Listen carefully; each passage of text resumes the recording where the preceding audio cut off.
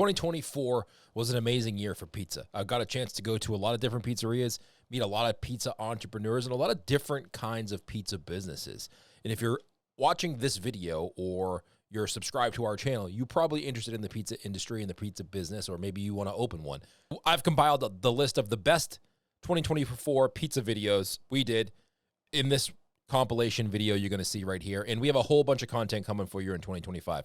I am visiting so many pizzerias. I'm going to show you so many different kinds of pizza entrepreneurs and pizzeria businesses. It's going to be great. So make sure you hit subscribe.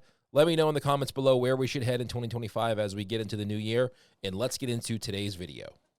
We are at Durham Pasta in Lynn, Massachusetts. So when did you open this? 2019, about 6 months before COVID struck. And this is like a, what would you call this? Honestly, I don't know what it is. It's a little bit of everything, I would say, because we get like a kind of a wholesale division where we do, we manufacture fresh pasta, organic fresh pasta for different people in the North End and the city of Boston. We also have a restaurant, so we have to supply that restaurant in the North End. That restaurant's La Familia Giorgio's. And then we got like this little retail store. When we originally first bought it, we didn't even think we were going to open that up. But it was there, and we just wanted to basically supply our restaurant and other restaurants with fresh pasta and bread because we needed a bread operation. Unfortunately, you know, I wish we had a bigger retail store now because the retail store exploded so fast and so big, especially with COVID. I think that helped us a little bit with people because then we did all prepared foods. That really like kicked off like crazy. Yeah, you guys are busy in here. Every time I come in, there's a good amount of customers. So, and then probably about a month ago, we started sandwiches, and that's even crazier. You did it smart too. I saw you started the sandwiches, and you started slow. That's it. It wasn't we only do 3 to 5 sandwiches. That's smart though, because sometimes people do stuff for their menu and they add way too much too fast, and you get overwhelmed. That's it. And we, you know, I mean, we're already a little overwhelmed, so still just getting used to it. But 3 to 5 sandwiches, I feel like you can't get killed. Yeah. And you hope that you hit every one out of the park. Sometimes you have too big of a menu, you know, it's tough to hit all those areas correctly. You started this because you originally just wanted like a commissary kind of thing. Correct, for your restaurant, that's what it was. It was supposed to be a commissary. And then, like I said, we had a small little retail store, and we said, oh, let's see what's going to happen. Yeah. And I'm kind of more pessimistic when it comes to business-wise. And I was like, we'll be lucky if we get 10, 12 people. Me and my mother were like making sauces and things. We made like 12 marinara sauces. Yeah. They lasted 25 minutes. Wow. We opened the door, it was like 25 minutes, all the sauces were gone. I'm like, okay, well, we got to ramp this up a little bit now. I ramped it up, and now, you know, it just been full steam ahead. How did people find out about it? Honestly, we're terrible at social media. It's like maybe one of the worst to ever do it, if we're being honest. Yeah, so word of mouth. Word of mouth, I think, has kind of traveled. People telling each other stuff. Those online Facebook groups, like those Lynn Eats, North Shore Eats stuff. People are always talking, you know, where to try the new places. And they love us. So, you know, I just think more word of mouth than anything. As you know, if you're in that business, we're terrible at social media.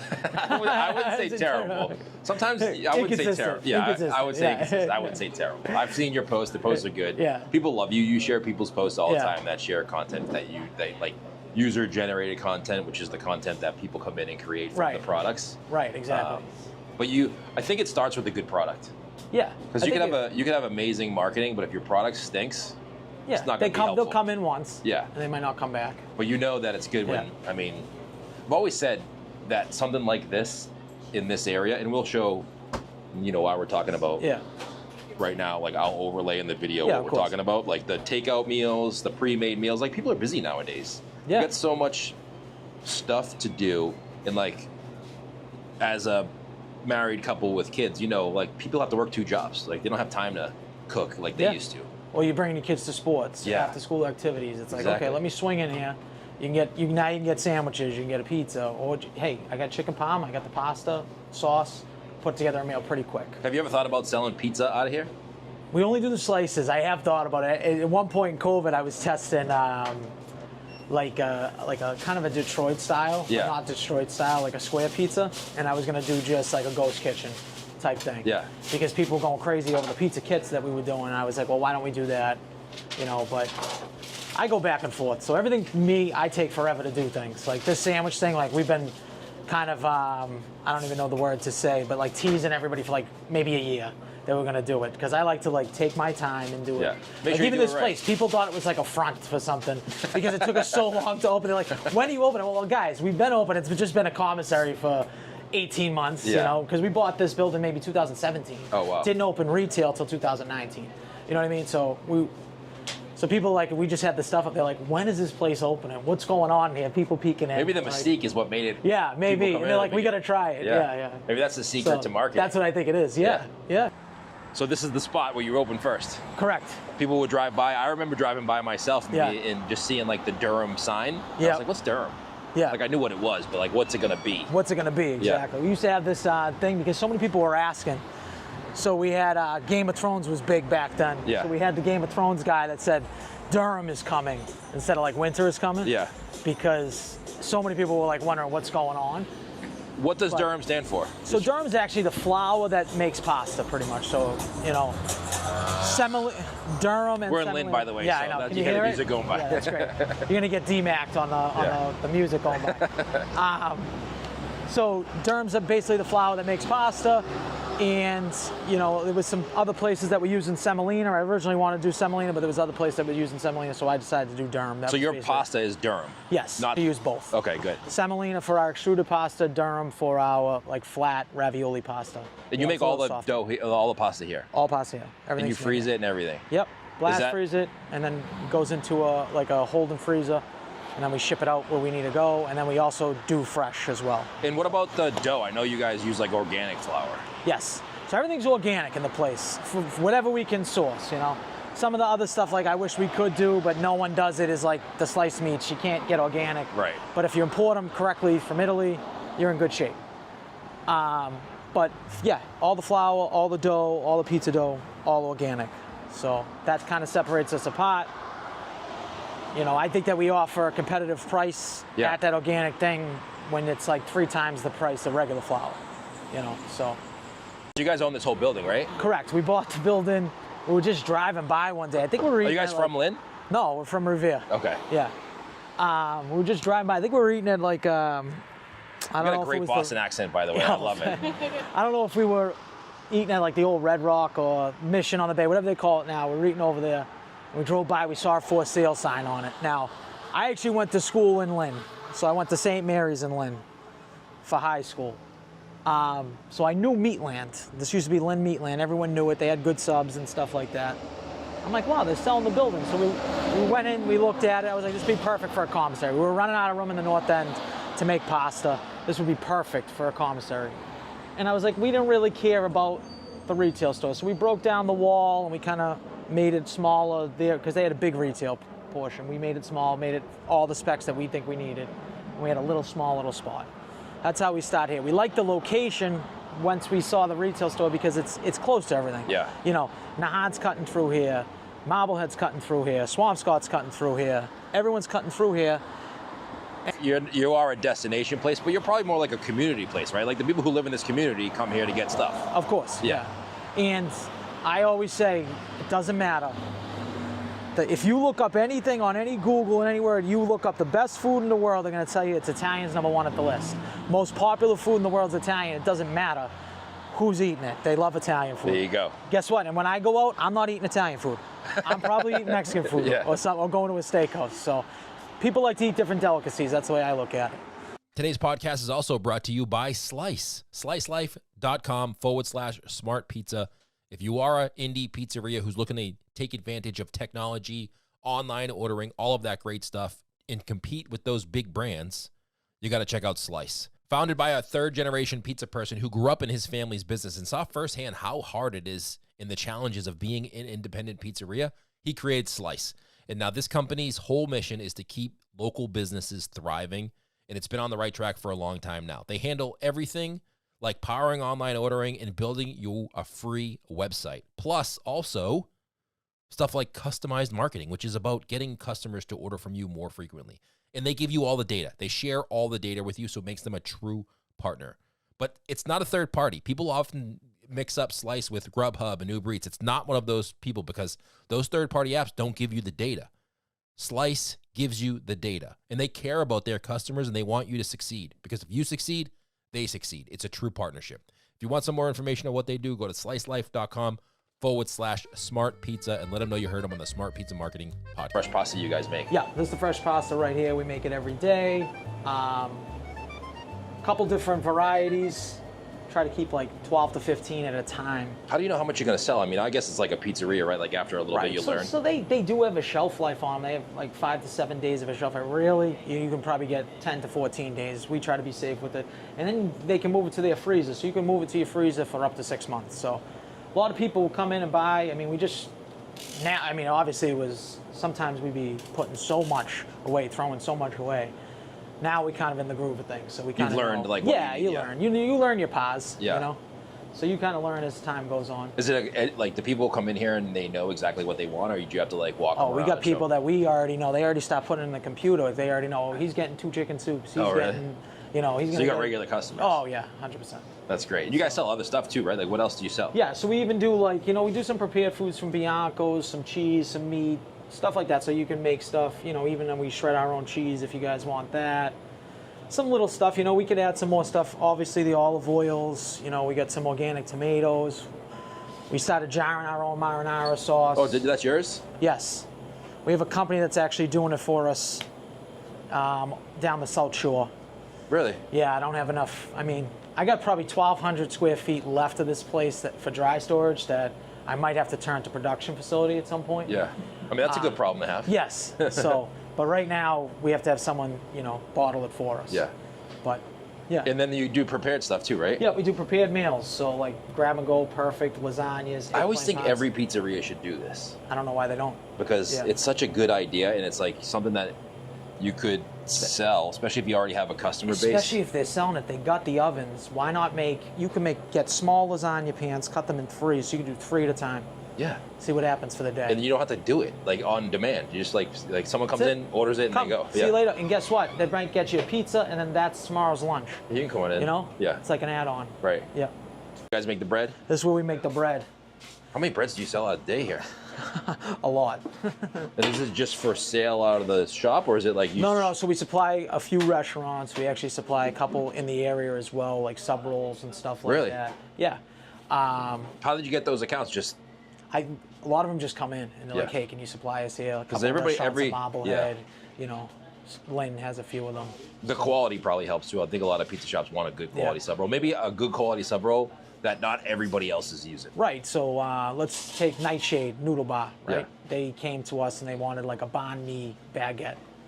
So she came in with like her recipe. We kind of worked together. We made her a banh mi baguette, and she gets those, a couple dozen every single day, so she can make her sandwiches. Does she come pick them up, or do you deliver? We deliver them to her. Yeah, but so we don't mind it. Like, it's not something that I could take on a whole bunch of accounts, especially with my sub going on now. We're kind of maxed out with this oven, so we would need a bigger oven and stuff like that. But yeah, I mean, our process, it takes a long time. That's what people don't understand to make bread. Like, to make good bread, it takes a long time. I can make you a bread in 25 minutes. I don't think it's going to taste as good or as flavorful as with this is like 3 to 4 or 5 hours. What makes this so good? So basically what we have to do is we have to make a pre-ferment 24 hours before. You know all about pizza dough. You know that, bigas, poolishes, all that stuff. That's essentially what we're doing. We're making a biga. So we're mixing basically a 50-50 recipe of water to flour. We're letting that sit overnight for 24 hours. So that's going to give you some flavor. It's almost similar to a sourdough flavor, just not as intense. And then once we mix it, it goes into these containers here, right? So now this is going to get stretched and folded, stretched and folded, stretched and folded. Where'd you learn how to make bread? So we were making it in the restaurant for a while. I actually did a couple classes because my favorite thing in the world is hard bread. I like rustic bread. So that like the ciabatta you make? Yeah. Yeah. So that I think is one of I'd say the biggest, not to change subjects, one of the biggest brick walls we run into with the sandwiches is like, listen, you're only getting it on hard bread. It is what it is. One of my favorite places in the world, I'm a Revere kid, is New Dale Subs, right? Yep. Soft roll though. That's fine. I love their subs. I'll still eat their subs. I prefer it on a hard roll. So make bread hard again. That's what I say. That's how I like it. So I went and did my research and just studied, and this is what we came up with, this Italian rustic ciabatta loaf. I love it too. I find, so I've done a lot of these videos and podcasts all over the country, and I find to me, the best pizza makers start by making bread. Okay, Like I can see that. I honestly think like the best pizza you're ever gonna find, if you go talk to the pizza maker, and I asked him like, how'd you get started? He's like, oh, I made bread, and Yeah. I was in a bakery. I was fascinated by making Yeah. bread and like the Yeah. best bread, and then that turned into pizza. Yeah. And it's always the case. It's never like, oh, I make pizza, and then I started to make bread. It's usually like the other way around. The other way around, Yeah. yeah.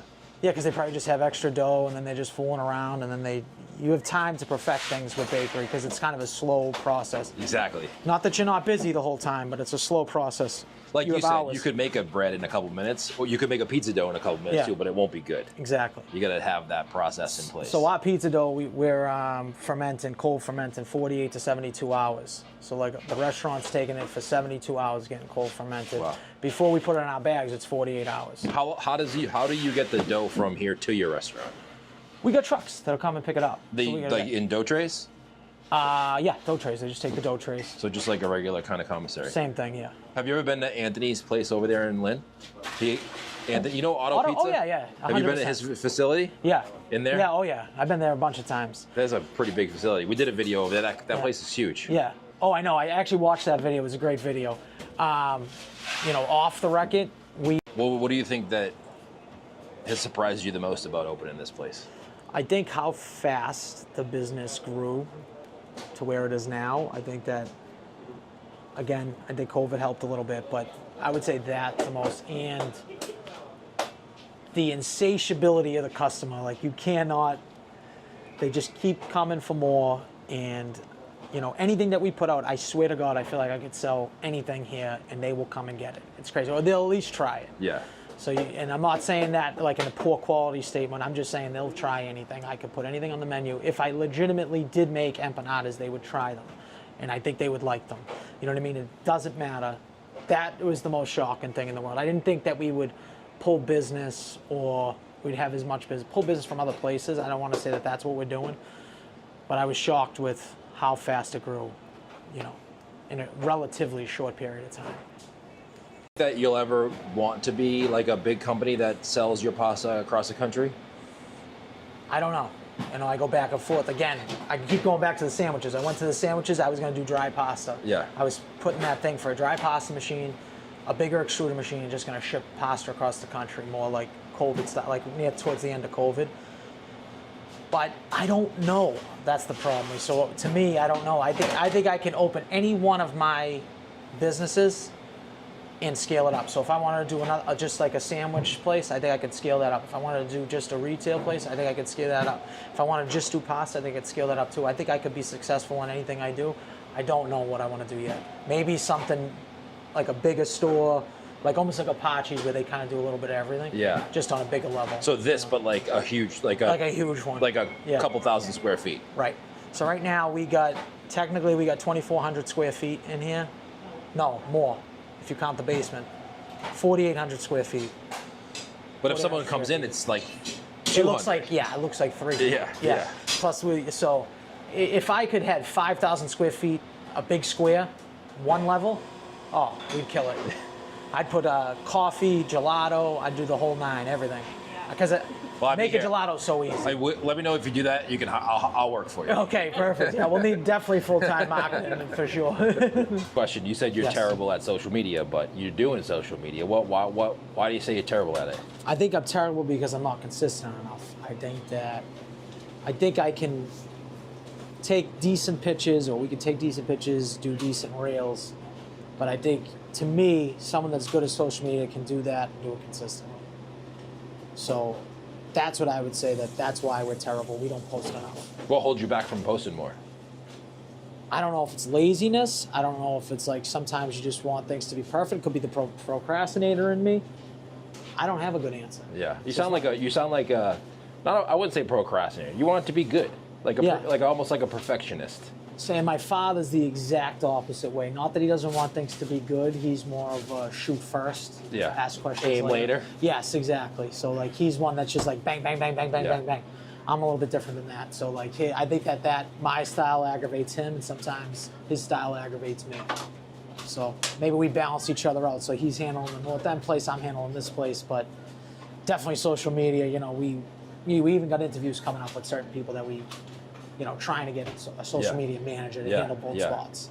Because I think that would probably be the ideal thing. And then creatively, I Yeah. could say, I want this done. Tell them what you ideation-wise. Yeah. Yes. How is it working with your dad? I love it. So Yeah? Some people they grow resentment. Me and him will just bust each other's balls, for lack of a better word. That's good. Yeah, we like it. So Sometimes working with family can be tough. yes. So I think maybe that's why my brothers didn't want to be in the business. I got two brothers. Maybe that's why they didn't want to be in the business. But I've been in it since birth, pretty much. We had a pizza place before I was born, in the North End. And that's all I've known. One of my earliest memories, I'm mixing lasagna cheese with my mother. I'm probably 2 years old, standing on a bucket. So, that's great. I was going to be an investment banker, I told myself at one point. Went to Bentley, went to business school. Did you really? Yeah, for like a cup of coffee, let's say. That's how long I was there for. Wasn't for me. So, I guess I'm here until I hit the lottery, I guess. Well, I mean, you're doing a good job, and it seems like it's growing, so that's a good sign. So, knock on wood, I guess. So, yeah, exactly. Your product is what the social media is. Like you're having people post for you. Yeah. Right.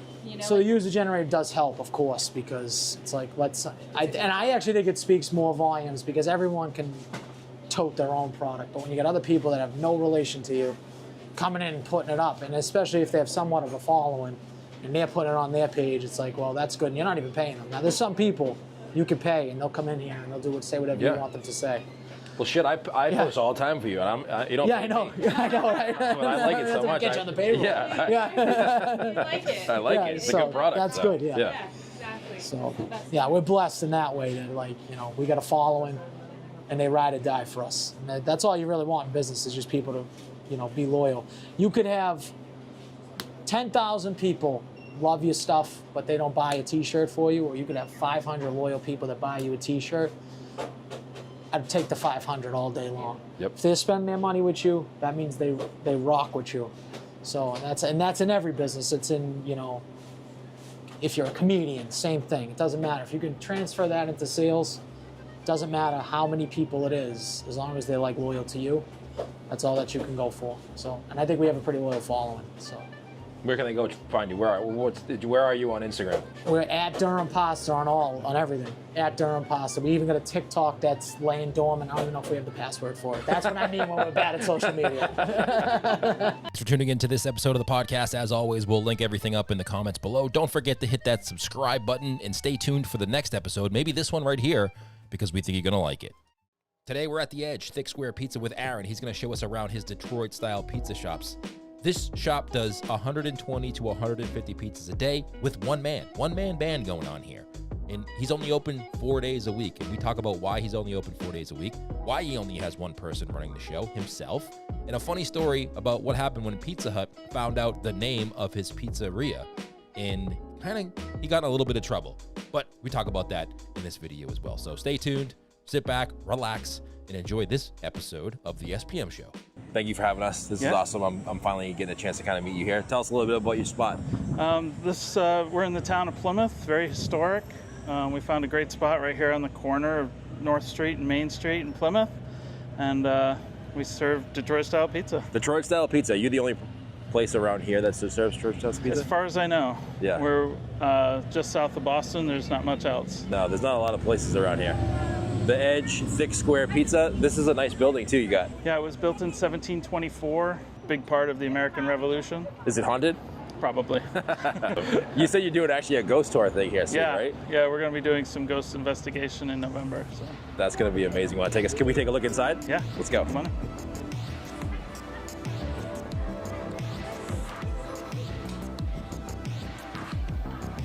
Tell us a little bit about you. When we were coming in here a couple minutes ago, you kind of said, oh man, this is a really historic building. And who are these people who used to live here?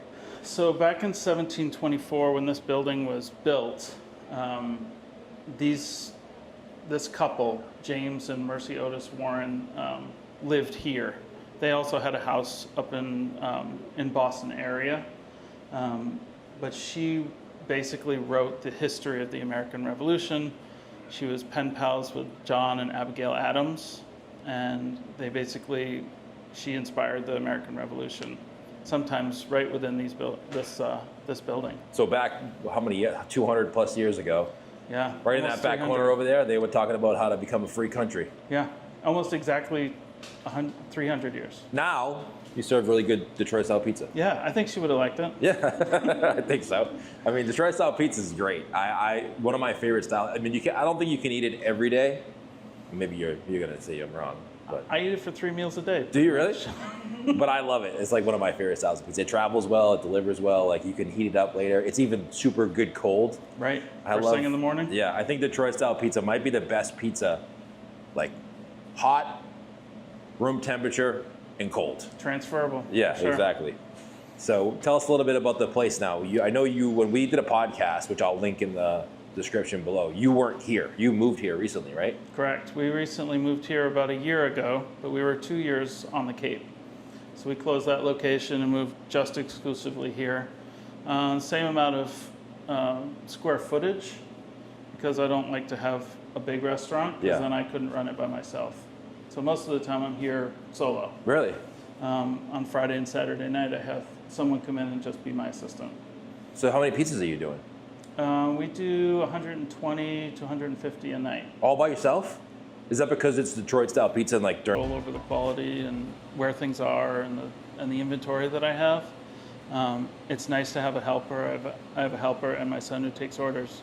A helper that helps me on those busy times on a Friday night where people are walking in and orders are coming through the internet, to have those extra hands to do that. But for the most part, I'm the only chef.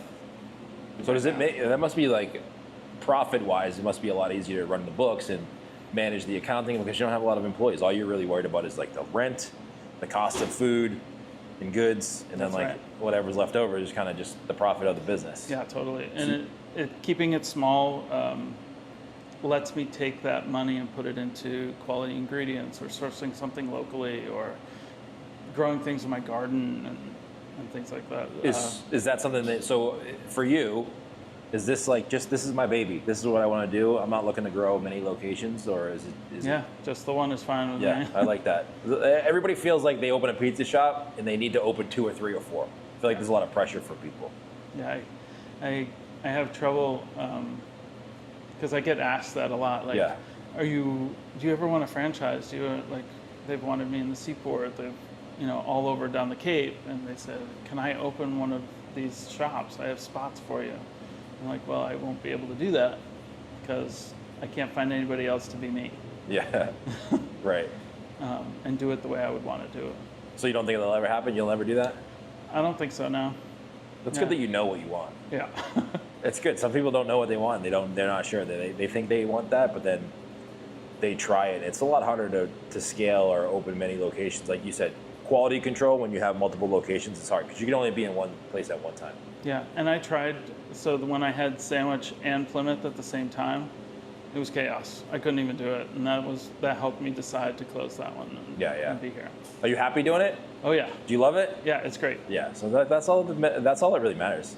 If you like what you do, you can make a decent living doing it, and like you go to work every day and you are happy going to work. Yeah. I and think making a product that people, there was a story about this family came in and they had brought their Italian grandmother with them from Italy, didn't speak any English, and she sat in that corner and she gave me the eye the entire time, like, I don't know about this. This is not the pizza I'm used to. She sat there and she ate, stone-faced, not a word. Everybody else was like, this is great. When she was done, she looked at me, she stood up and came over to me, still blank face, and she held out her arms like this and gave me a big hug. And she said, well, in Italian, she said that was the best she had ever had. That's great. What a great feeling that must have gave. Yeah, and she says, how do you make your sauce? I said, you don't want to know, it's a family secret. But that was a huge compliment. That way, when you walk in the door here, you kind of just see the whole kitchen. It's like a very open kitchen. Yeah, we like to keep it open. Everything is super clean. Everybody can see exactly what we're doing at all times. You can see what you're doing because it's just you, right? Yeah, a one-man show. So in the back, there's a sink and a dishwasher and some refrigeration. And if you look way in the back, there's those stacks of dough pans. Those are the doughs that we're proofing overnight. Okay. And they rise and they get all bubbly like focaccia. So you leave them out overnight. Yeah. Leave them out overnight, so they don't need to be refrigerated at all. Right. That's great. And then do you pre-bake them, or do you cook them right? I have to par bake them Yeah. because if I were to top them raw, the dough would fall and it would become thinner and denser. Can we see them? Yeah, sure. Can I come back here? Of course. All right. This is great. I didn't know you did all this by yourself. This is crazy. This is like a really... So these are the doughs that sat overnight. Here, I'll open another one. Sometimes they stick to the roof. And I just give them a little. Yeah. But that's our nice bubbly fluffy dough. There you go. And then you just par bake that? Yep. What kind of pans do you use? So these are Lloyd's pans. Okay. And they're the ones that don't have the welded corners, so they last longer. The ones with the welded corners, the corners fail sometimes. So, Do they really? So these are a little bit rounded, but when it comes out, the pizza looks almost the same. Yeah. That's great. Then you said you do about how many of these a night?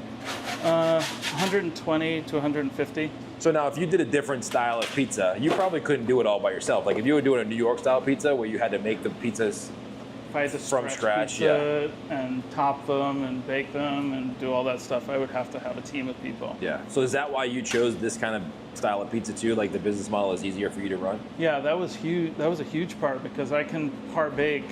These were the ones I did this morning. I could par bake these and just have them ready to go to put back in the pan, top them, and it takes 12 minutes to bake after that. Wow, that's not bad at all. So you do all the par baking like before you even open? Yep. And then once you hear, just customer comes in or they order online, because you said you don't do phone calls. Right. Which is No another phone great calls. thing. That's awesome. They order their pizza, you see the ticket come up, put it together yourself, pop it in the oven, they come Right. in, they pay. Wow, that's great. And I could stay here, like all my orders come through on the screen. When an online order is placed, Oh, yeah. it shows the orders here, and I could just stand here and take the orders. That's great. And then when they come Make in, they them. just pay over there. Yep. But if you're doing online orders, they probably just pay ahead of time, right? They're all prepaid. Yeah, so you're just going to be like, here you go. Yep. Wow, this is- Prepayment is another big thing, so no one will order a pizza and not show up. Right. And if they don't show up, You paid for Pay it. for it. Yeah, that's great. And you don't have a super big menu, do you? no, it's I keep it super tight. I'll show it to you. I think I said you got a board over here, right? Like there's not a lot of pizzas on there. Yeah, I think there's 12 to 13 different pizzas, but you can also make your own. The Detroit Custom at the top, you can put whatever you want on Yeah. it. And what But I size put is it? together. All of our sizes, we only have one size, sorry. Which is the one we saw. Right. Yeah. 8 by 10, 2 inches thick.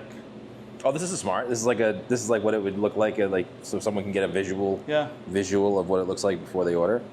Very smart. It's not as appetizing to look at. But there's a lot of fiber in that Yeah, one. right. Yeah. But it gives them an idea of what they're gonna get. And it shows how I cut it into 6 pieces. Yeah. I get that question a lot. Do you? Because it's such a rare type of pizza that Yeah. I have to explain it to them. And And even if this, like, someone probably looks at the pizza here and they're like, oh, that might be a little too small, but it's thick, so yeah, each one feeds 2 to 3 people. yeah, you wouldn't think it does by looking at it, but you have 2 or 3 pieces of this and you're like, oh, that's enough. Right. It's satisfying. If that were stretched out into a round, thin pizza, it would be a large pizza. So Yeah, those windows are nice. So these are the ones you already par baked, or are you par baking them now? I'm par baking them now. Oh, so that's what it looks like when they're par baked. They've risen so much that they stick to the top of the pan. Yeah. Well, you don't refrigerate it, so it It just puffs right up. that's great. So you take the par bake out, flip it out, let it cool, and then when it's done, you get another pan, put it back in there. Yep. Okay. So I can reuse the pans. I have a lot of them, but Are those pans expensive? I think they're like $32 a piece. Yeah, they're kind of expensive, but they last a long time, right? They weren't as expensive when they first started. But Yeah, they're kind of expensive now. Yeah, they're jacking up their prices. I think it's because they're so popular. Yeah, for Like, sure. Everybody's using Detroit style pans now. Just 2 convection ovens. Yep. I barely even use the bottom one. Oh, really? I've never seen someone use this. Usually, I mean, I've seen people use convection ovens, but usually they have, like, for the Detroit, they'll either have, a deck oven or a conveyor. Yeah. What made you go with these ones? Well, conveyors break down a lot because there's a lot of moving parts. True. And the deck ovens, I don't need to have the stones in there. Yeah. And you can't fit as many. So I can fit 15 at a time in there. Okay. How do you fit? Oh, because it's 5 racks. Yep. Yeah. And then 3 across. Yeah, yeah. Here, I'll show you. It's hot a little bit. Yeah, yeah. Oh, yeah. So there you go. Yeah, these are ready to come out. And I'll just, they pop right out. Oh, nice. You don't make your dough here. You prep it all here, but it's made somewhere else for you. Correct. So my recipe was used in the factory where it's made up in Maine, and they ship it to me through US Foods, my food purveyor, in frozen dough balls. That's so I'm crazy. able to thaw it, stretch it, and proof it here, but making it would take a lot of time and effort. That is just another part of my concept to make things a little bit easier. So it sounds like you kind of started to run it. You're running it like it could be a franchise.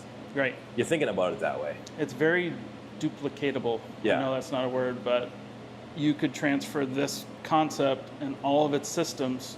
Like I could put together the pieces of equipment that you need and transfer it to a 1,300 square foot space. And that's how many square footage this place is? Yeah. And that's the minimum you think you'd need Yeah, for it to be like this? for sure. Like if you wanted to get rid of you have some tables and some chairs here. If you wanted to get rid of all this and just do like a takeout window. Yeah, could there are probably be times where small. it's completely empty, and then there's times where it's full of people. Yeah. And then people walk in and go, oh, there's no tables. I'll just get it to go. Yeah, yeah. And it carries well, so it's good pizza to carry well. Right. That's great. So how much do you think it would cost someone if they wanted to kind of like say, I want to do what Aaron's doing and do it? I think you could do it all in about 35,000. That's not bad. Yep. With the equipment, the Utensils, all that stuff that you need to get all started. that stuff. Yeah. About 35. That's not bad. But then obviously the location and rent's going to be dependent on where Right. you are, because it could be, Middle America is going to be a lot cheaper than New York or Boston or Los Location's Angeles. key. Yeah. If you have a takeout window, it's even easier. Yeah, right. But I think Detroit style pizza is catching on all across the country. Right. I think that you could open one of these or something similar to this anywhere, and it may take a little bit of a learning process to teach people what the pizza's like. But once they get it and they try it, Right. if it's good, they'll come back for sure. And another thing there's a lot of little things that I've done, not coming from a restaurant background, and I'm not formally trained in food service, is ease and accessibility. Like all of our products, napkins, utensils, pizza boxes, are all compostable and biodegradable. So we don't have trash either. Oh wow. We recycle the cans that we sell. So cans of soda, and all of our stuff is compost. That's great. So these are our pizza boxes. So They these are all the- stack inside each other. So you don't have a traditional pizza box that people Right. think of. I You don't one have to of the- fold anything. Yeah. You don't see piles and stacks of pizza boxes. They all stack right inside. No folding. Is this That's key. this is a material that probably some pizza boxes makes it like the air gets caught inside and it gets a little soggy. I know those kind of absorb the moisture, right? Right. Yeah. And they stay open on the edges a little bit so the air flows. Do people get that? You're like, here's your 3 pizzas. They're like, what? Are they what is confused this? at first? They go, is this my salad? Yeah. I don't serve salad. Yeah. So I see at the bottom of that you got Instagram, Facebook, TikTok. Are you doing all your social media yourself? I do the middle two, the Instagram and Facebook. My son runs the TikTok page. Does he really? Yep. I'll link that up so we can all take a look at it. What does he do for it? He reposts videos, Yeah. but he also does some of the history Okay. in the surrounding area. He's got some pretty cool videos. That's smart because you are in a pretty historic area. Is a lot of your customer base locals or like people who visit this area? It's a good mix of both, and it depends on the season. Like right now, a lot of the locals are coming out and coming here when they didn't during the summer because they knew all the tourists were going to be here. Yeah, so we're in September. So this is Plymouth, Massachusetts, South Shore, Boston. Right. Very much a summertime location because of the great Oh, yeah. weather here. In fact, at the end of this street is the Rock, is Plymouth Rock, and the Mayflower is right there at the bottom of the street. We'll have to go stop there before we leave. Yeah. Go check it out. And I know your Instagram, you do a really good job of taking videos and pictures of your pizza. How do you do that? Like, do you just use your phone? Yeah, I just use my phone, and I come out here with natural light, either on that chair or on the top of that sign, and and take really good pictures of the food because once people see it, they go, I need to have that. The other thing about Detroit style pizza, it's very visual. Yeah. It looks, if you make it right, it looks very good. Yeah. In a photo or a video, it's very visually appealing. Right, and I'm topping and finishing a pizza inside that box, so when they open it, the first thing they want to do is take a picture of it and share it. Do they do that a lot? Every single time. And they tag you? Yeah. So is that how your social media has grown? Yep. I bet you that helps too, because if it's locals, it's one thing, but if there's a lot of tourism and people coming from other areas, you get exposure from people who live way far away. Yeah, which we is get a probably lot good. of Google reviews. We're at like 4.9 Wow. on Google, which is great. Everybody says positive things, and we love it. If people say that's the best pizza I ever had, I go, well, tell the Google. Yeah, right. It's great to tell me. I'm glad to hear it, but Yeah. it helps us spread the word. Right. Yeah, there you go. So this is that funny story I told you about in the beginning of this video about how Pizza Hut reached out to Aaron about the name The Edge, and here's what happened. From you too. Oh yeah. But apparently, back in the 70s, Pizza Hut trademarked the words "The Edge" They did? on a pizza that they did. It was a thin pizza where their toppings went all the way to the edge, and they called it The Edge. So they reached out to me one day and said, "You can't use that name. Cease and desist." Seriously. And I said, well, I'm a small pizza place. My pizza isn't the same as yours. I use the words The Edge, thick, square pizza in all my marketing.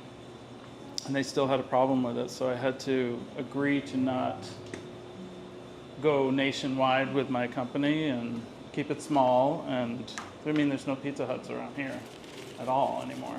Well, hold on a second. One more reason not to like Pizza Hut. Right there. Ugh. Hurting the little guy. And they're from Texas. All their lawyers reached out to me and said, "You can't use that." I said, "Well, I'm just a small business." Right. And they're like, "Yeah, you can use it, I guess. You have to sign this agreement." Any advice for someone who wants to open up their own pizza shop? Have a spouse that makes a lot of money.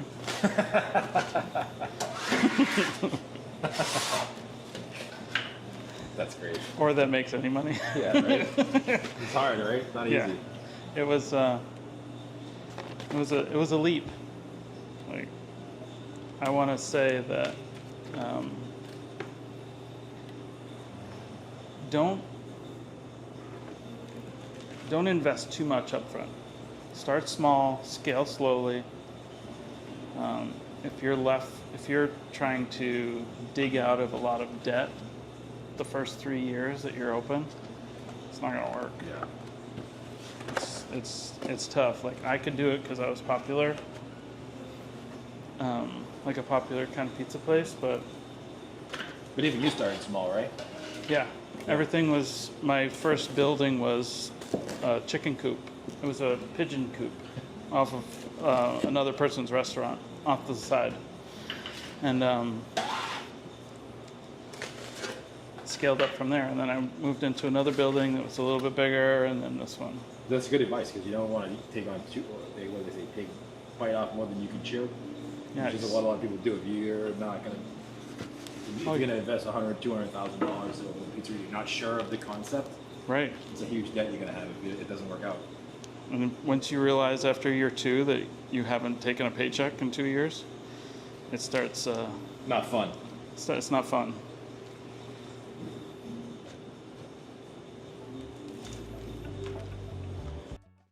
We're heading to Pizza Project in Boston. Started as a pizza pop-up, now they have a brick and mortar. Very small square footage, only about 400 square feet. Started as 200 square feet. They're making great pizza in the Boston area. Husband and wife duo. We go into their restaurant, they show us around how they're making pizza, what they wish they knew when they first started, how much it costs to open up this Pizza Project location, and just have a great time showing us around the pizza. I think you're gonna really enjoy this one if you're looking to open up a small location or you're looking to just get started in the pizza business. This is gonna be a great video for you to take some notes and see how they're doing it and see if you could replicate anything that they've done. Back when we first started doing pop-ups in 2021. Was it Pizza Project back then too? Yes, yeah, the whole time. But we were kind of just going around looking for places every weekend to pop up, and we knew somebody that started working here, and we came by just to check it out. And she was like, "We're looking for food vendors," and we were looking for places to pop up. So we started like at the end of that season coming here and doing pizza pop-ups, and they all went really well. We did some stuff with the Koji Club over here, which is a sake bar over in this spot. But yeah, and then the next year we started doing some more pop-ups, and long story short, the next year when this space opened up, they asked us if we wanted to do a little pop-up. And so. you do this year round. This is like a summertime vibe outside. You do it year round? It's year round, yeah. And I think that's like it's a common question. People are always like, oh, you guys close in the winter. No, it's year round. And that's kind of like something that, because it is a year round spot, but because it's predominantly like outdoor seating, us trying to do like online ordering and really focusing on like our takeout and delivery services for here, I think is a really important thing for when we do have rainy days and inclement weather, but also like for the winter time when less people are really coming out and wanting to like. Yeah, because Boston sucks in the winter. Yeah. Drive around here, like trying to figure out how to park. Yeah. Or stop in here. It's And crazy. there You is guys like, have there's a small parking lot, but a lot of it is like on-street parking. So if it's snowing and shit like that, you know, it's just. It's a really hard thing for like us to gauge too, because like this coming winter will really be our first winter here. We were here last winter, but with the way that we had the operation before, like we didn't have takeout options. It was just like square pizza by the slice. Here? Here, yeah. Wow. That's like, we could only make 2 pizzas at a time in the pulled oven. So like takeout wasn't really a thing that we could do. So I think this year will be the first like true test of, you know, us seeing how the winter in this area actually is. But yeah, and we were also closed a lot last winter as we were working on all this, so.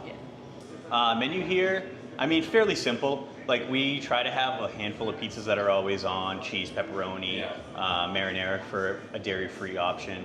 But what we really like doing is our like weekly specials that we kind of just base off of like what's in season.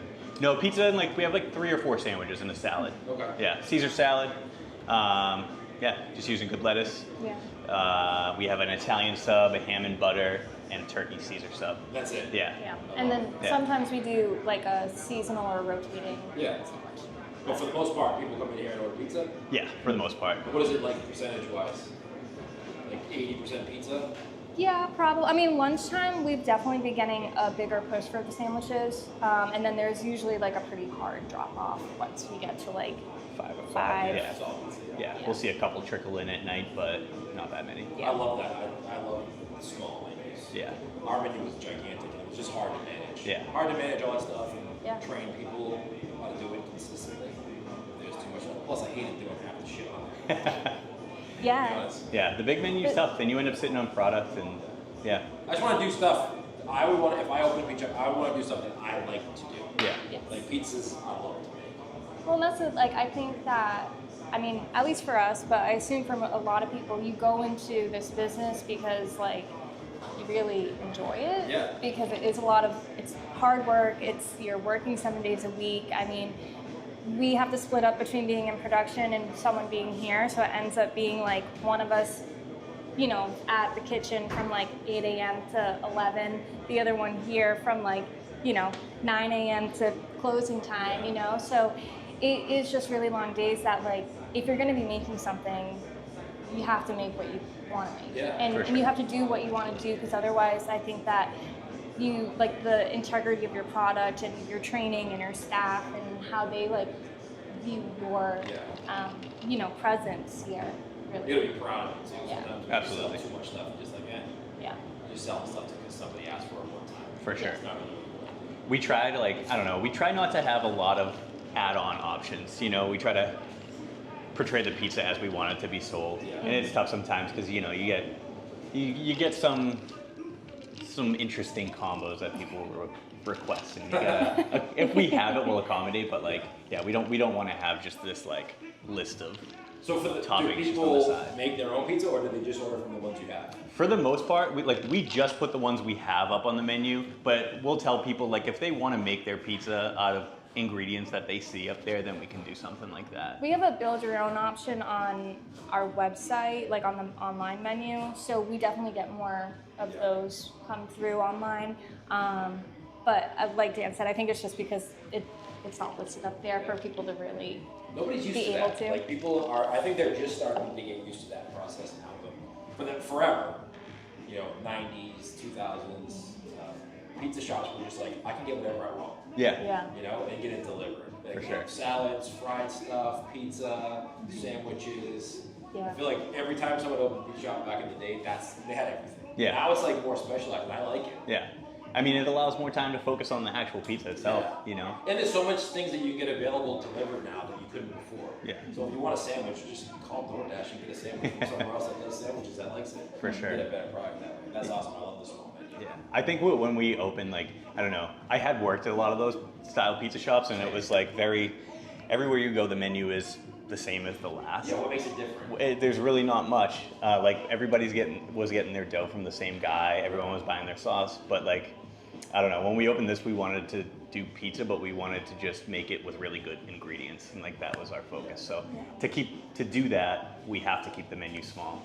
What's the max amount of pizzas you guys can do out of anything in a day? I mean, I'm sure we could just go all day. We would just probably need somebody to drive more dough to us from Wakefield. Yeah. So if you were running this shop, just like if you guys, because you guys could probably just run the shop you two, right? We would need somebody up here. Up front? Yeah. Yeah. Because we do a lot of like post-bake garnish, so we really need somebody like making the pizza and somebody slicing and So garnishing this is a separate. 3-person minimum operation. I would say, yeah. Yeah. And so if that was the case and you couldn't leave, how many, if you had to get, like with the equipment you have in here, how many could you do without having to go back and make more dough? I would say somewhere close to 200.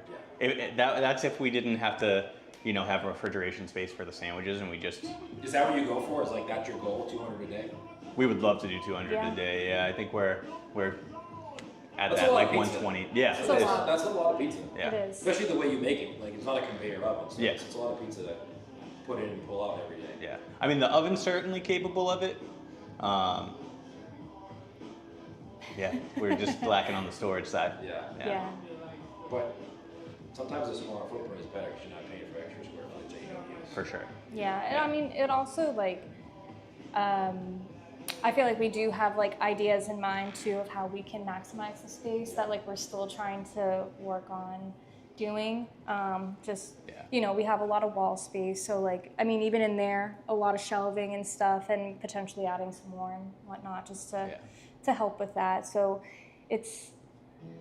I feel like what we need to do is like read books on like maximizing maximizing small spaces. Tell you guys, walking around here, I've been in a lot of pizza shops.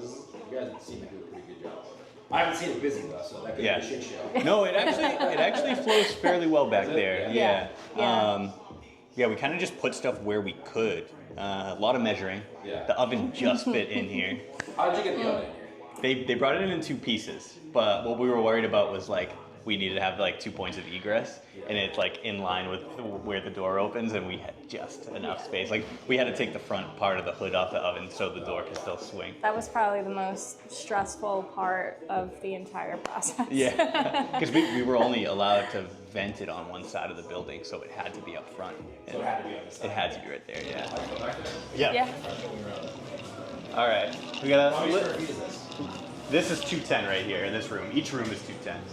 So Wait, do you have a window or is that a door? That's this a door. is a door. That used to be our door for when we were only in this space. Okay. Yeah. That Wait, would be so the. back before this part opened. It was just this? It was, Just this. Yeah. And we had the convection oven In right that over corner. here. Okay. And we basically had like 2-ish feet behind the counter to do all this stuff. And Wow. it was very tight. Yeah. And the front counter was here. So like when we got busy, it was really tough for people to like come in and out of here and order and pay for their food. Even to come in was hard. Yeah. Where was the counter?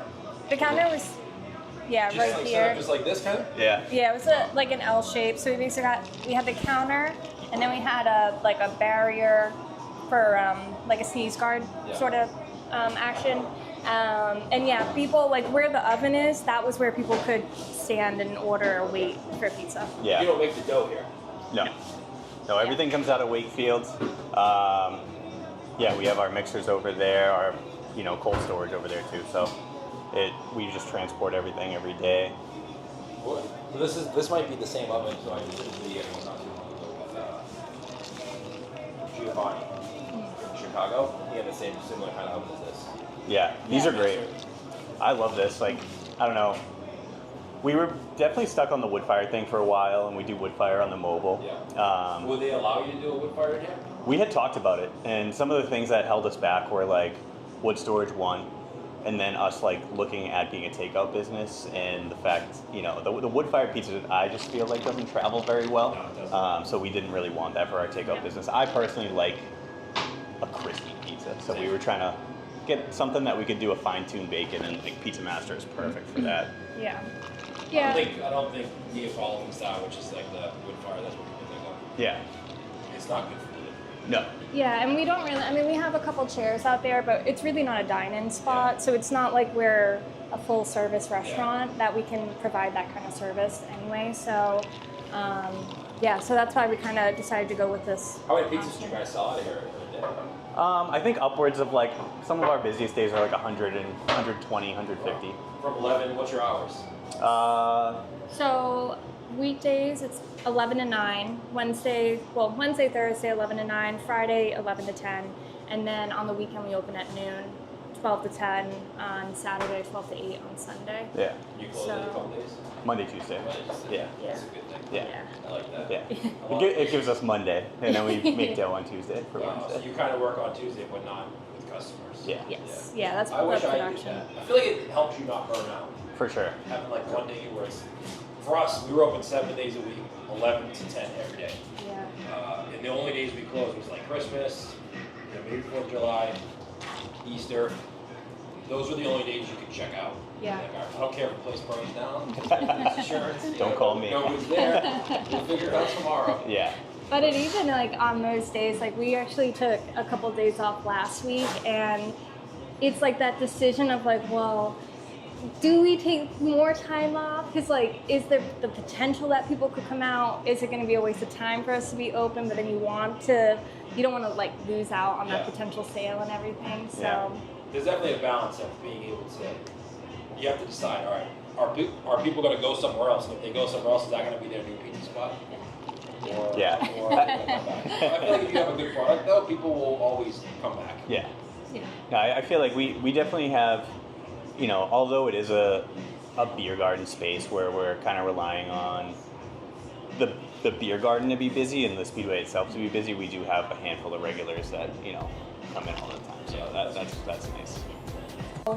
For anyone who's looking to open up a business with their husband, wife, partner, be prepared for the communication aspect. I think we definitely went into it thinking like, oh, we got some good communication, and then we went to working together every single day and being like, man, it's tough. Yeah. To then having like, you know, a full year of like not ever seeing each other. So I think just kind of like having that mental preparation. God, I feel like it seems so simple, but like just the hard work. I mean, especially if it's like gonna be like a side hustle or gig. Yeah. At first, I mean, just working. Like I think I would have, if I could go back in the first year, I would have given myself maybe an extra day off or two.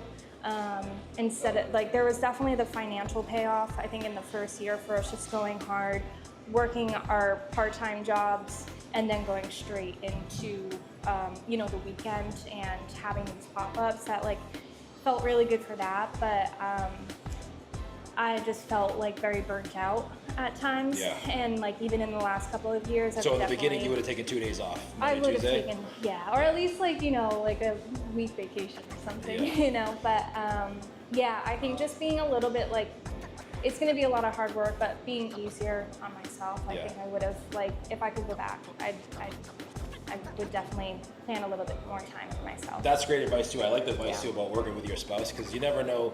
You Yeah. never know how good you're going to get along until you work with your spouse. Yeah, yeah, truly. And I mean, so far it's been great. But yeah, I mean, I would be lying if I didn't say that we've gotten in fights or we Yeah. haven't, you know, been really pissed off at each other at times. So, but it's just like that solutions-oriented kind of mindset of like, okay, well, what is like the root issue? Are we actually mad at each other, or are we both burnt out? Are we both like working like every single day? Are we both, you know, whatever?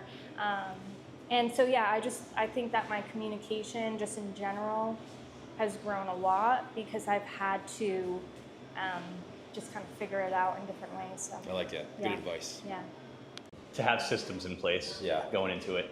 I think that we've learned, you know, kind of flying by the seat of our pants is really not the way to go, and we're just trying now to like incorporate some good systems. Like prep systems, or what kind of systems? Prep systems, organizational, just having recipes on hand for you know, staff to see, so you don't have to be there to like guide them through everything. But yeah, more so for us, it's like organizational systems, and with the small amount of storage that we have, just trying to make sure we, you know, maximize it the proper way. All right, now this is the tough question I asked you earlier. I'm gonna ask you again. Yeah. Would you rather this or mobile?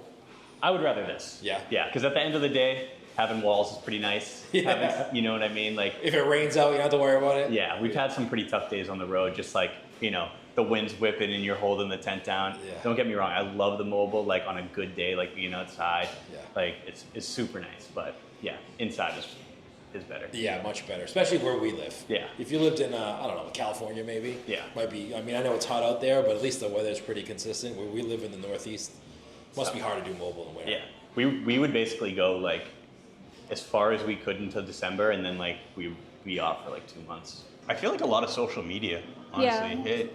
And the other thing, I mean, we're still doing pop-ups, so we talk to a lot of folks at those. Do you do your pop-ups around this area, or where your dough factory is? It's all over, honestly. So like when we do brewery pop-ups, which we're not really doing that much of this year, we've gone to Brewery Sylvaticus in Amesbury, Vitamin C down in Weymouth, Widowmaker in Down in Braintree.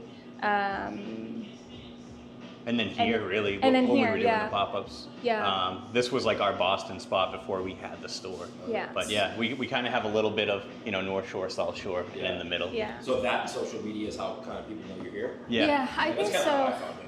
Well, that's what we've been trying to like. Since we started, we didn't want to do a ton of paid advertising because we also like were funding it ourselves, and we didn't want to.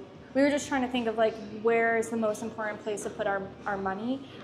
So that's why we decided to just go to those like few spots, so that way we could like build up a customer base, try and build up our social media, having us on like, you know, Google and stuff like that.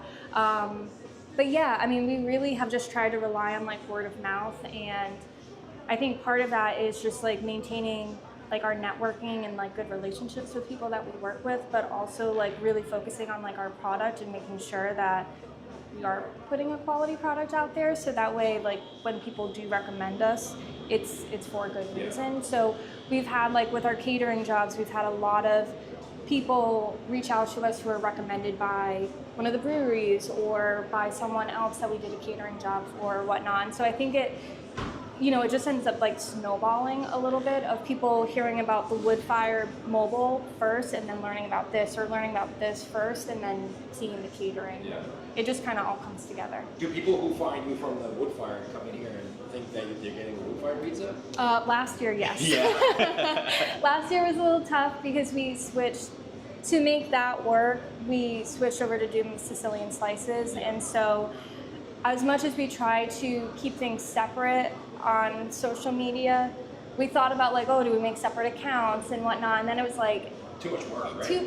too much work, and also just felt like we don't have that much of a following that it would really make sense to do that. Like, so we tried to keep everything separate. We tried to like, you know, on the website, keep everything separate, but you know, there's still going to be a disconnect with people that it just kind of is what it is at some point. And then at other points, you have to reevaluate and be like, okay, well, what else could I be doing?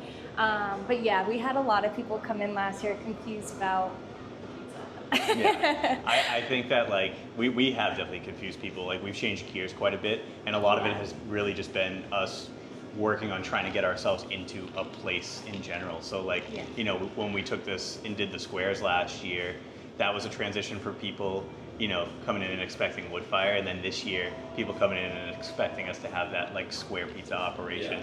And you know, we're going to be rolling with this for a little bit now. So it's similar, same dough, same cheese, everything, just cooking in different oven versus Yeah. now. Exactly. Do you still do the square? No, we haven't been. We haven't. Yeah. We just haven't quite figured out in here, like, how to do it with the space. Yeah. Because our refrigeration is super limited, and the way that we were doing it before was we would mix our dough, bulk ferment it, shape it into pans, let it rest out in the pans, and then we would cold ferment it overnight. Par-bake Yeah. it. And Yeah. we would par bake them all In Wakefield. In Wakefield. Because we would try and par How big bake is the them. space in Wakefield? It's like 2,800 square feet. Oh wow, so that's a good size Yeah. space. Yeah. But yeah, we would try and par bake them in the convection ovens, and that was a mess. Didn't work.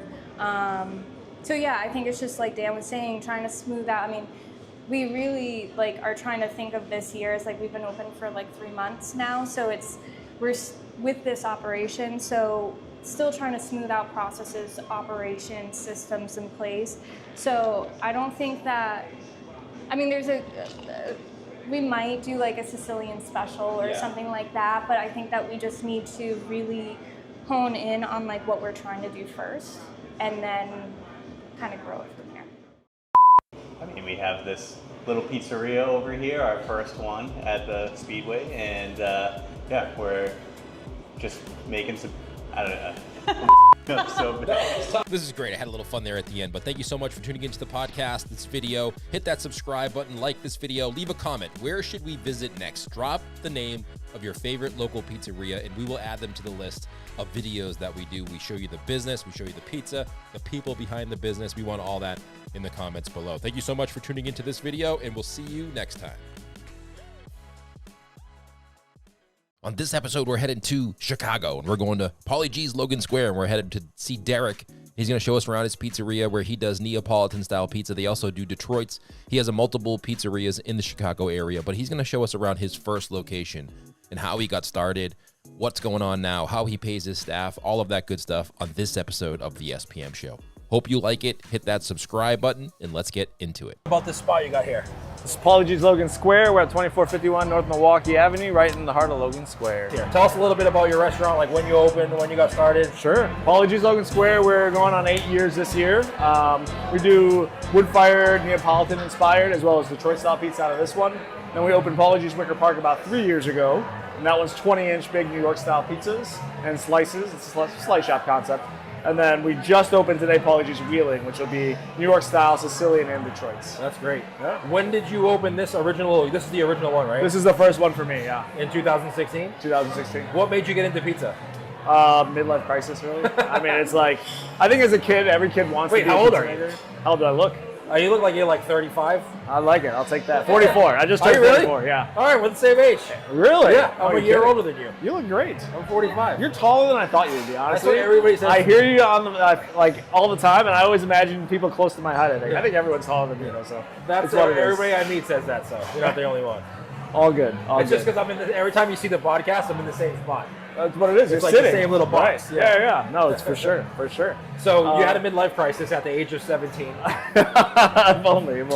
My wife was opening up her own business, and part of me was just like, that'd be really cool. Like, I feel like I should open up my own business and give it a try. What were you doing before? So I was doing healthcare consulting, Okay. and I continued doing that for two and a half years about while that happened. And You so did it was both?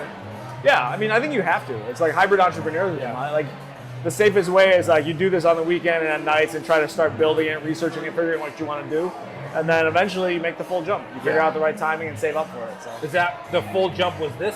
the full jump was, well, we started doing farmers markets. I Okay. built a oven on the back of a trailer before like Ooni's and super portable wood-fired ovens were out there. We did farmers markets. We did These young kids nowadays got it easy, huh? I mean, it's so much easier. It's phenomenal, but it's such great product. Like everyone can access pizza, which is amazing. Yeah. So we did that for a year, and then at some point I was like, you know what? I really want to open a brick and mortar. Let's give it a try. I was sick of fighting with thunderstorms at the farmers market, standing huddled and trying not to get electrocuted.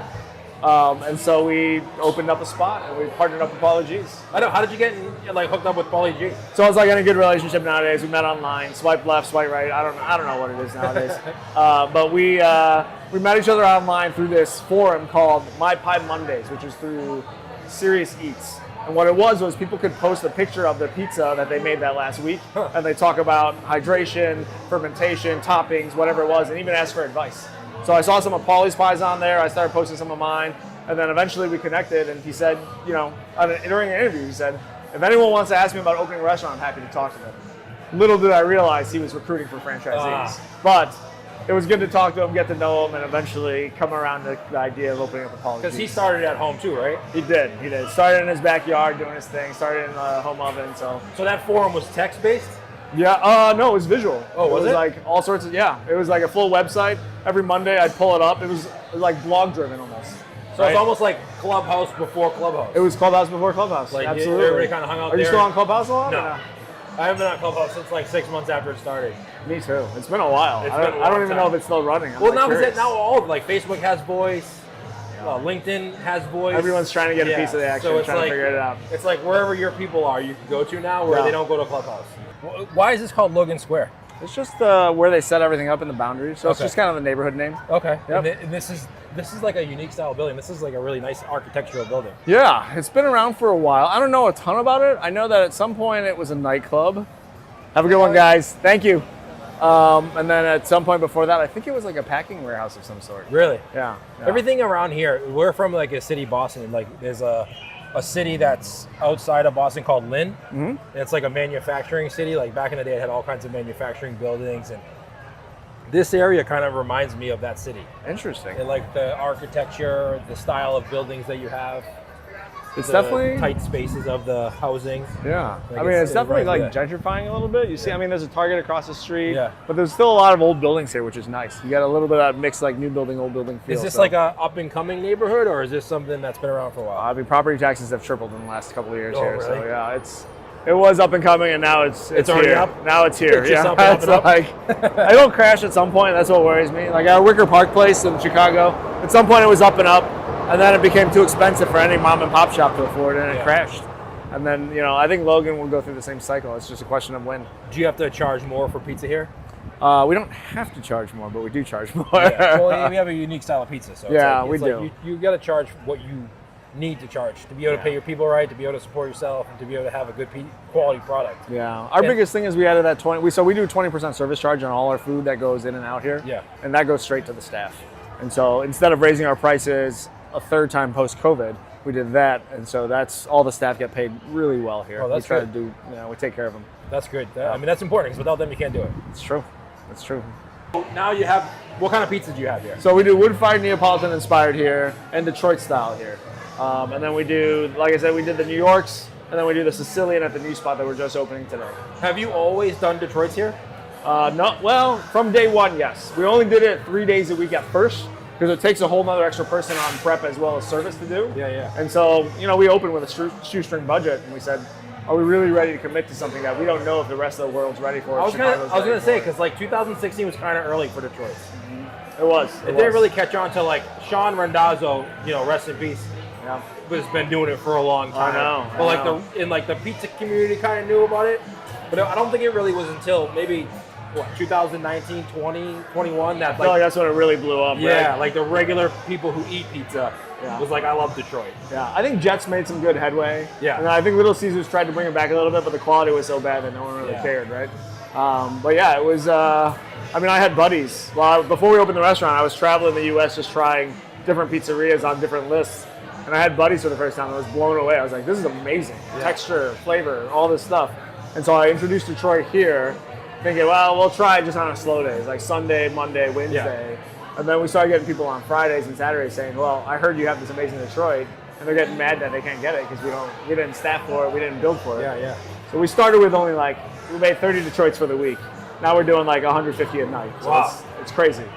So would you do all dine-in here, or do you do takeout too? We do takeout. We use Grubhub, and we just started DoorDash because our Grubhub drivers have been really bad lately. Yeah. So we're thinking about shifting around. But what's the percentage of like Neapolitan pizza to Detroit? Nowadays, it's probably about 52% Detroit, 48 Neapolitan. I mean, when we first started, it was like 90 to like 10. So it's been shifting slowly. Yeah. COVID really boosted that quite a bit. Yeah. During COVID, we offered the New York style, so that the third style was a little tougher. I bet you the Detroits probably are better for takeout too, right? Oh, they're great. Yeah. They're way better. They still ask forever. people to heat it up though. Yeah. I mean, there's still like reheat instructions because it's always better heated. Yeah. but you know, it's definitely carries better. It just has more thermal mass. Yeah, Detroit's good hot, room temperature, and cold. Yes. Neapolitan's good hot. Good hot. I can eat it cold, but like not nearly as much. Yeah. I love a good stuffed pizza cold though. I gotta say. Have you had Giordano's? Not that one. Not Okay. yet. So we just got to Chicago. We're in Chicago, by the way. I had Lou Malnati's. Luminati's is great. That big sausage patty that sits across the whole thing. Yeah. It's heavy, but it's good. It was heavy. Yeah. And then I went to another place, Lefty's Pizza Oh yeah. Kitchen. Yeah, Alberto from Forza Pizza. Shout out to Alberto. Sent me a couple places, and we went there yesterday or the day before, and they had like a. It's not what you'd think of as a Chicago style pizza. Yeah. But it's got like the butter crust. Uh-huh. It was great. Lefty's, I've heard great things about. I haven't Yeah. checked out yet. So That was a great I'm gonna add pizza. that to my list.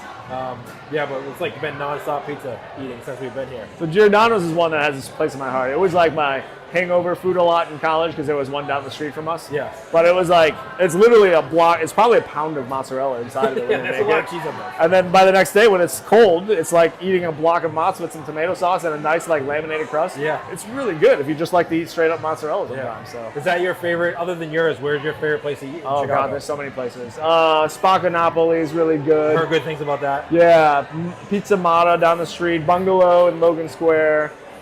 There's so many styles. I feel like every major city has like 7, 8, 9 different styles now. Yeah. You got to decide what's your favorite and what style. Kim's Uncle out in the suburbs. Like, I heard the good things about that too. Yeah. Well, they blew up, and I think they made Tavern the next thing, right? Because Kenji from Serious Eats came and wrote it up, and the Washington Post wrote it up, and then New York Times wrote it up. So all of a sudden, everyone around the world is making Tavern-style thin crust pizza. Oh, nice. And so that's a whole nother, like, there's like 5 styles tied to that alone, so it's crazy. That's awesome. So you do dine in here and takeout. What kind of point of sale systems do you use? We use Toast. How do you like it?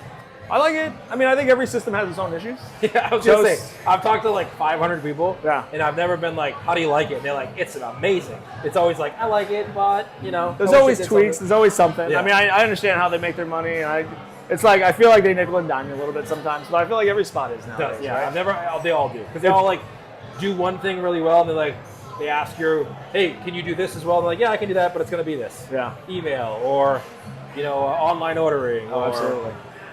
text messaging or Yeah. anything like that. It's like a little bit extra every time. It's way better than the first system. When What we was first the first started, I don't even remember now. But all I knew is like at the end of the month, I had to run a report for every item sold and figure out the like it had no reporting function. So I had to run all the taxes and report to the state how much I owed them and all this stuff and do the analysis of what my top sellers were. At least Toast has it all built in now, so it helps a lot. That's great. Yeah. And like marketing, you do Facebook, Instagram, all that? Mostly Facebook, Instagram. I was on TikTok for a while, but I got a new phone and didn't reinstall it and never got back into it. So it's one of those like TikTok is hard. Like my camera lady loves TikTok, kind of sitting there scrolling on TikTok. So it's doom like, scrolling's everything. It's so easy to doom scroll. but it's a lot harder to grow on TikTok than it was when it first came Back out in like the day. 3 or 4 years ago. So I can see why people kind of give up on it. Yeah. Because a lot of them have started, like you probably started with Facebook and Instagram. Yeah. And then to like start with TikTok from zero and like see not a lot happen in the beginning, even though you're spending a ton of time doing it. Our next project's YouTube. Like we really want to establish a YouTube channel where we talk about pizza making and our specials and Well, if you stuff like turn, that. turn the camera that way, you can see the restaurant, right? And then if we're sitting in kind of like, what would you call this, like your little test kitchen? This is like our test kitchen / community training center / it was meant to be a YouTube studio. We designed it so that we could be back here and have like interviews, talk with the community. I've listened to almost all your podcasts, so hearing what people do with videos, I'm like writing down all the great ideas and which ones we want to copy. So what stops you from doing it? Time and money, right? Because I keep thinking like, if I do it myself, I got to spend the time to do all the editing, posting, all that kind of stuff, and figuring out even how to post correctly on YouTube to get the hits that you want. If I bring on a professional company, now we're talking like 30 to 60 grand for the amount of videos I want to do every other week. And so it's like, where's your trade-off and what do you want to do? You either have time or money, and sometimes you don't have either. Yeah. Because like you're running a restaurant. Yeah. It's not like you're a YouTuber. I know. Like I know. this guy. Please. But you're running a restaurant, so it's hard to like find time to do that. I know. I'm But trying. you know what? You gotta get just out do of it because the only way you're gonna get better at it is to like just record. Yeah. Like we have one of those little DJ pocket. That's why I was so curious about that. I was like, that's really cool. Just get one of those, set it up there. It tracks your face as you're going around. Does it move too? As Yeah. it, So like if I don't have the tracking on now, but if I move over here, it's tracking me, right? All right. So if I'm doing the newest TikTok dance, it'll track me as I go. Yes. Like, It's on a gimbal, so it's your phone like this, iPhone 14. And then you have the lovely assistant to help you out. So she's for hire too if you want to have her come and do your videos. Fly out to Chicago. She'll fly out to Chicago, shoot some videos for you, and then I we'll love take it. it back. I love it. We'll send her home with some pizzas and gluten-free pizzas. There you go. Perfect trade, right? I work for pizza. Thanks for tuning in to this episode of the SPM Show. Hopefully you enjoyed it. Hit that subscribe button. Leave me a comment below. Where should we go next? We want to hit some of your favorite pizzerias and show you the behind the scenes of how they got started and what they're up to now.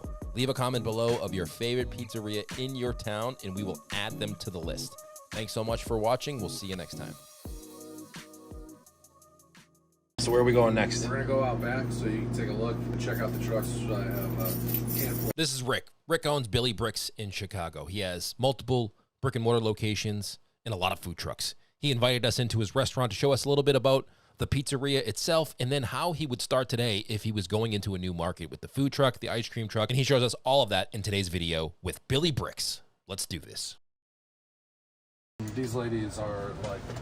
So how many batches do they make in a week or a day? They're making probably 4 to 5 full bags a day. Wow. You know, so welcome. This is an introduction to the Billy Bricks fleet. This is where you house them all? Yep. One of them is out right now at an event, but this is our ice cream wheels. If you want to take a look at the logo down there, that's our brand, Mujo's.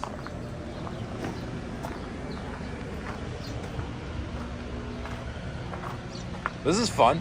This is really cool. So this is a one-of-a-kind. Hold on, ice cream or pizza? Which one would you rather do if you got to choose one? For trucks? Yeah. What's funner? Oh, the ice cream. It's not as hot? And it's a lot easier. Yeah. No, it gets pretty hot in there, but it's a lot easier to do as far as like the prep because, you know, by the time we get our ice cream, it's already done. There's nothing to stretch and build. And Yeah, build, right. You know. Do you guys make the ice cream? We work with a group out of Madison, Wisconsin that produces it for us. Oh, nice. So that's an even better thing. So inside of here, you see it's a one of one 1958 Ford F-350 that we put this custom-made box on to put an ice cream parlor on wheels. Oh, really? Yep. How much did this cost? A lot. Look at this. That is But look at the interior. Look at it. Oh my god. It's like updated It's interior. a 2015 school bus chassis. Oh that we my put god. on top of. So wait till you hear this. Oh, that's so cool. So this thing hauls ass. This is the best truck we have. That's awesome. I mean, this thing, you know, it's great. So, you know, to the purists, they would never. This is really cool. These run completely on electricity. So you can, This like, is do a people rent Tesla. this out or do you take it to places? Oh, we rent it out. I mean, we do private events, mostly festivals. You know, I had about 10 events last week. We got 3 or 4 this week. It will serve close to 500 to 1,000 scoops on average per week. Oh, wow. For events that we have booked. You can see it rolls up. That's awesome. And then, unlike a lot of ice cream trucks, we have a dipping cabinet that people can look at the ice cream from the outside and watch us do it like a real parlor. And then we set up all of our other trinkets and stuff. And then the other thing we have here, we have a custom RV awning, which is nice. We originally were going to name it Sidecar because it gets booked alongside our pizza truck for all this parties. So they do both? Yeah. Well, we ended up going with the brand Mujo's, which I think it looks pretty cool. It does look It's cool. designed, they made it look like me. This is kind of funny. A lot of the people that you interview that start with a truck or pop up and turn into a brick and mortar. We were a brick and mortar that then got really big with all of our trucks. But our ice cream is kind of like our pop up and food truck that started this. Yeah. And now the ice cream is ending up in all of our stores. That's great. But we wanted a separate brand, so it was like, you know, Billy Bricks serves Mujo's ice cream. So if we ever wanted to do a standalone like ice cream parlor or have a standalone truck, it wouldn't be like Billy Bricks, which is, I think would be kind of confusing. You know, I did a podcast with Rail Trail Flatbread Company not too long ago, and they have 2 restaurant pizzerias, and they have a separate ice cream brand that has like 8 or 9 locations. And I wanted to get ahead of that because I was like, I already knew where my mind was going, Yeah. which means it's probably going to end up happening. But that's in Massachusetts, so you're still early here. I don't know if there's too many around here that do that. No, they're not. There are not. So I mean, that's our goal, and it's like I always loved growing up with the Dairy Queens that had the food, and then a big regional one here that I don't think you would know is called Cock Robin. That was like the big one when I was growing up. Yeah. And I always envisioned then like this becoming that, where it was more of that roadside place where you have shakes, burger, like, you know, smash burgers, fries, and great ice cream. So it's like that's to me awesome. where the Mujo's brand can go. That's so cool. Or where I see it going. Beautiful Mara trailer. Oh, yeah. Custom tile. So this is what we call Wheels 3. This does all the, like I said, really large weddings. People love this because they can be right up in it. So you still do a lot of events, huh? Oh, we average 20 to 35 events per week. Wow. Our newest one, and we'll come back to this one because I'll show you the original. All right. I like the glass doors on these. Oh yeah, they're super cool. Oh, this is cool. So we just added a little trailer to facilitate more events, more of the community type events. It's really light to pull. So we got this guy here. Oh, what oven's in there? It's got a Bella. That's the little Forno Bravo. So we have the little trailer that pulls one of these too. That's coming back from Florida. But we got this one so we could add storage inside of it, and then it's just a lot lighter and easier for our guys to move around. The Mara is a little more difficult. You got to know how to move it. How much does one of these cost to get? I don't know how much they are new, but I bought this from a buddy that was selling his. Okay, so you got it used? Yeah. So I'm not sure what the real cost of something like this would be. I only know the used cost. The Maras I know and the Fiero Forni trailers are somewhere between like 25 to 35. Yeah, they're kind of there. With just the basic ones, not the ones that are built in. But if you think of it as, all right, you're spending $20,000 or $25,000 to start a business, that's not a lot of money. No, it's not a lot of money. You know, probably all in, if you're setting up a little trailer setup, you're probably gonna spend 40 to 50 on everything that you really need. But then Can you get enough events to justify it? Because your margin on your events is going to be really high, but you have to figure out how you're going to get your events. Because you're not going to do a 7-day-a-week event. No, and that, you know, we were able to do it, but we started off with a lot more runway. This is Wheels 1. This was the original. This is a big truck. Yeah, the painter, the artist that's coming later today, he's coming to look at the new one because he's got to bedazzle that truck. The other one is a site. It's a very different. The one that's supposed to be right here. It has a different layout, and so he was able to get more like a different stuff creativity on that one. And it looks like something from under the sea. It looks like a submarine. It's oh wow! Cool. Do these doors open? Do these windows open? No, these stay closed. So the other side is where people go. No, they come up right here. This will open up. Oh, okay. This is the service window. You want to come in? Yeah.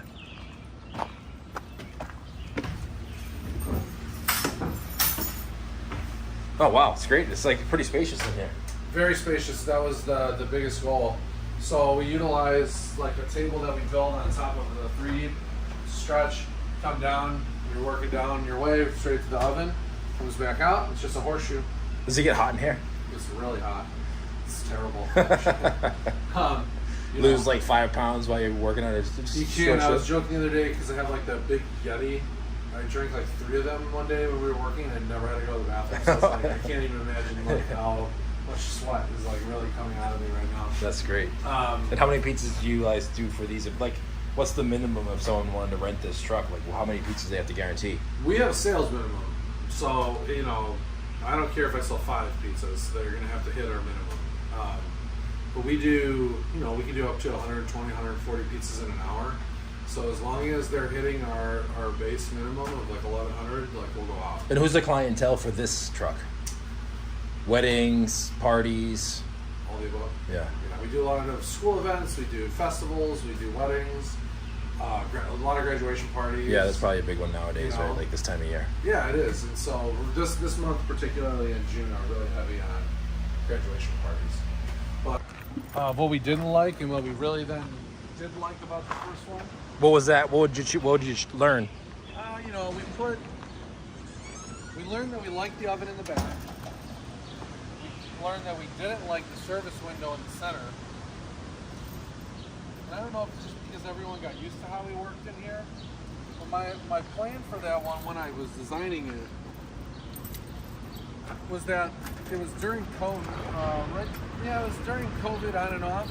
And my thought was, man, with the problems with staffing and all this stuff, I found myself and others, like I was having to work a lot of events where I was the only cook. Yeah. And make it work because we didn't have a choice. So I designed that thing for efficiency of like if you had less people working than you wanted.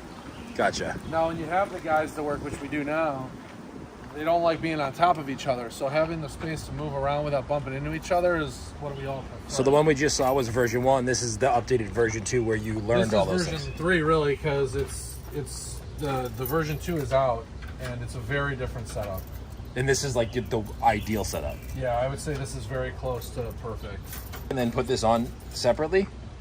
Yeah, so my cousin will find and source the trucks, and then like he takes them to his shop and builds them. Wow. And then we'll fabricate the whole thing. The videos are on his YouTube. He's millions of views. What's his YouTube channel? Austin Colson. It's AC the car guy. Here, I'll have to add that in. Yeah, the Colson group. You'll watch. I'll send it to you. It's really cool. California. So you can see this is very similar to the Forno Bravo we have in the first truck, but we've switched to using Fieros. Our second truck is a Fiero, and then now this is a Fiero as well. If I was doing a wood-fired oven, probably stick with that. Yeah. It's a good oven. And as you saw, I have a Bella Forno Bravo, I have a Renato in there, I have a Le Pagnol, another store you visited, I have a Mara Forni on my other trailer, I have a Forno Bravo in my one truck, and now I have Fiero Fornis, and this is my favorite oven to cook. That's good. For a wood-fired oven. Nice. What makes it your favorite? The consistency of the product that comes out? I would say the consistency of the product and their floor stone is so nice. Like the Le Pagnols do not burn on the bottoms, but because of how they do their stones, there's so many stones, it creates those little cracks. So it's easier to rip the pizzas and stuff. The single slab stone that Fiero uses makes it really smooth and really easy for like more novice pizza makers to not rip pizzas, to not have issues, not get them caught in cracks, move them too soon. Do that, and it also really prevents it from overheating. I've never burnt the bottom of a pizza in one of their ovens. Wow. And I'll put the pizza like next to the fire. So that's the other thing. I was like, okay, even an idiot could use this. That's how I feel about it. Yeah. Again, relatively simple. Baking dough, we make dough fresh daily at all of the stores. Oh, very nice. Each location makes their own dough? Each location makes their own dough. I know you did that podcast where he was talking about having his commissary and do it. Yeah. And at the end where he was like, no, I probably wouldn't do it again. I was like, every time I think about it, I go through the exact same thing that those guys did, except for actually fully building it, because I always end up with, I can foresee my future of wishing I never did this. Yeah. It doesn't mean that there's not going to be a need for it in some way in the future, but we've had a great partnership now with our tomato sauce, where we've given our recipe. The tomatoes we are already using now are also being used to produce our sauce for us and come at a lower price point, higher quality, and more consistency than we were ever doing before. So I know there's a way to do it with the dough, but I don't know it yet. So everything's figure-outable. It is, it 100% is, but again, it's timing. It's having the focus on it, the timing on it, and only doing it when it makes total sense, not just doing it because you want to do it. Yeah, I think that's what happened to them. And you're referring to the video I did with Auto Pizza in the dough commissary. Yeah. And that was incredibly cool, but again, it's like, it's probably costs more than it's worth. It totally does, because at the end of the video I said, would you do this all over again? He's like, no. I watched that whole thing because I was like, man, if this guy figured it out, maybe I can watch his video and I can figure out how he did it. And at the end, he came to the conclusion that I was adding everything up as he was walking through there, because I know the numbers, and I'm looking at him like, oh, that costs this, costs this. I'm like, oh, this. He's like, I would have just opened another location. Yeah, for sure. Yeah. And you make it. Yeah, and so 18 years ago, after a family vacation, my dad started the first one. I got a call when I was in college. They said they were opening a restaurant. We had wood-fired pizza in California. He just had to do it here. Just kind of crazy in pizza territory. It's pizza capital. We're Chicago, by the way, so it's like not known for outsiders. Definitely not known for this style of pizza, at least at the time. Two pizzas in Chicago that was like deep dish and then the thin crust Tavern style, which is the real Chicago style pizza. Deep dish is for tourists. Yeah, I've learned that a lot in the last few years. Yeah, so the Tavern style is definitely the dominant force here in Chicago. So between doing that and then doing a fast casual order at the counter, open kitchen concept, we were doing three things that were very unique at that time, which now you can see is kind of where a lot of things have gone. So, that's how we started. And then from here, it took us several years, but we opened up another one, and now we're up to 8 locations and 5 trucks. And describe like your restaurant. It is a sit down, but it's not really set. It's like more like a counter. Yeah, so we describe ourselves as premier casual. The reason we did that is because nothing that's kind of out there really described us perfectly. We have a much more elevated environment than a fast food place, and our service level is far greater. So there's other quick service places, but when you go up and order, they'll call you back up. You come get your food and you kind of wait on yourself. That's not how it is here. Once you place your order at Billy Bricks, it becomes a full service restaurant. So you get a number, we bring food out to you, we check on your table, we bus your tables for you. So it's just slightly below a full service dining experience, but it's definitely a cut above the fast casual or traditional quick service. And we're okay making our own way because we're one of the people that invented the way we were doing it in the first place. So we've stuck with this, and my dad's vision always was that it was going to be more like a cafe environment. Or like a Cheers. So he wanted it to be comfortable, he wanted you to hang out and be your place to be, and then you get taken care of, people get to know you, get to know your order, and not just be transactional. Because it's really hard to build brand loyalty and the customer base from just that transactional type relationship. We really wanted a service related environment. If you just go transactional, you really become more. You become a commodity. And when you're doing that, you're just playing with numbers, and that's really that's not there's no joy. You can make money doing that, but there's no joy in doing that. It's providing the high quality service and price points and all that stuff, the quality product, but also you really want to take care of people and get to know them. It makes it really important. Our newest sort of our marketing campaign that we really heavily looked into this year is on the back of some of our shirts. It says real people, real food, real fast. I think those three things for us are like our core values of what we're trying to do for our customers. We went on every vertical of our menu. So if we have salads, we created a concept just around salads. So it has unique offerings from Billy Bricks, but utilizes all that type of stuff that we have, plays with other options that we can then later add to our menu or things for our catering. So you're using it as a testing ground to see it's if a it test works. kitchen. Yeah. We did the same thing for just an all sandwich. Which is a great way to do it, because then you don't have to, if you close it, it's not like you close the location. Oops. Yeah, and then we have Mac Daddies where we were playing with all of our pastas and mac and cheese dishes. And those three really, Capital Greens, which is our, the salad concept, Mac Daddy, and then we have a few others, but those two are really pretty dominant. And the Capital Greens is our #1 catering concept. Wow. We do a lot of catering through that because people gravitate towards the cold options, the vegetarian options, the gluten-free, the other healthier options. Yeah. So we do quite a bit of work through there. So you're still using that? Yeah. Wow. Yeah. It's scaled back. Since COVID, that's when you started. We launched everything we could think of during COVID, and it was a free-for-all. So Grubhub would let you put anything on it. Whatever it was, they would let you do it. Come out in 2 minutes and 30 seconds. So we pre-boil our noodles, and we have our sauce. Most of the sauces will end up coming out of the mies. We put them straight in. We'll bake them for the same amount of time the pizza bakes, because everything has to be timed where it comes Everything cooks in that one oven? Yeah.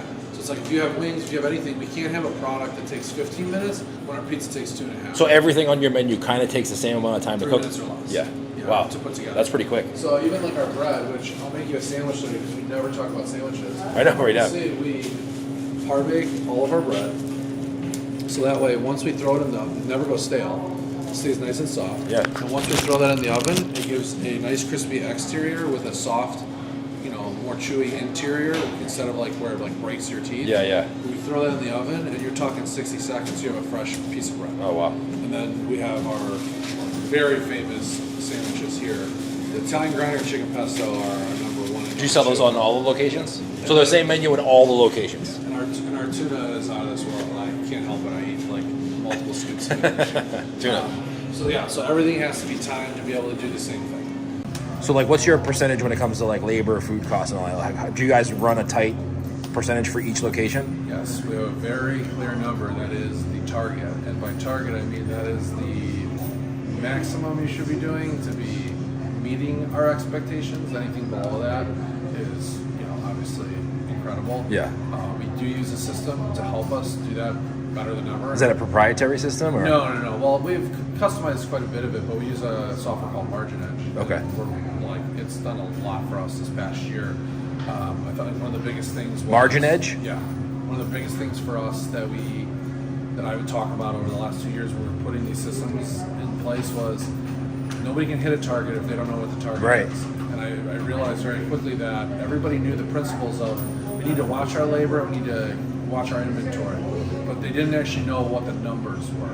And when I was actually physically running the store, I was keeping track of them with the numbers I knew I had to hit, and realizing the reason I was doing better than the other managers. Because you knew the numbers? Because I knew what I was actually, like, what my target was. Right. Because I'd ask, do you know what your labor should be as a percentage of sales?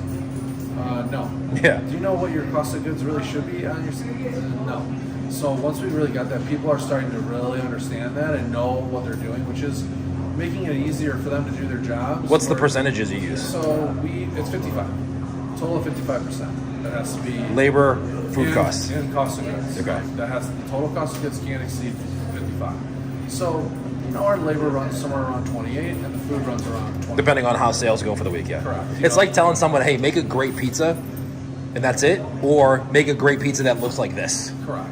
And and what we say is like, if you're able to hit our target in December, when July rolls around, and we're in, right now, May, June, July, August, we're in prime season. Yeah. If you're running the ship the same way, but the sales are going up 20, 30% for the season, now what are we talking about as far as profit? Right. Where then it makes this whole thing. Do the managers get access to all the numbers and everything? Yeah, they have access to everything. So they can see everything. Again, yeah, you could hide them or whatever, but like, what good does that do if they don't really know how they're doing? It's fine if you're a one business, like one location operation, but if you have 8 locations, you need to kind of trust the managers and general managers to see. Yeah. We're leaving them to take in. What we say is like the last graduation from any sort of like management position, general manager to leadership in our company is learning ownership mentality. Right. And taking that where you treat stuff like it's yours and you understand how we think of the business from all those other ways. Because I always tell them it's pizza, people, and profit. If we don't take care of our people, we're not going to make great pizza. If we don't make great pizza and have good people, you have no money. Right. But if you're not making any money, you can't take care of the other two. That's very true. It is a circle that is all 100% codependent on one another. So, that's important. You have to make money to be able to do more for people as well. So, some of it's a little bit built on trust. Like, we need to get there, and once we're there, we're going to do a lot more. And we try to do that every year to keep adding more and more and more as we do for these sessions. Beautiful. Well, that's it. I hope you enjoyed that episode with Billy Bricks. Bricks got a great operation going on over there. If you're in the Chicago area, we'll link up, I promise, the links to Billy Bricks in the comments below and in the description, so you can check out everything we talked about in this video. Don't forget to hit that subscribe button, share this video with your pizza friends, and leave a comment. Did you like this video? Where else should we go? Tag your best favorite pizza shop that you want to see the behind the scenes of in the comments below, and we'll see you on the next episode.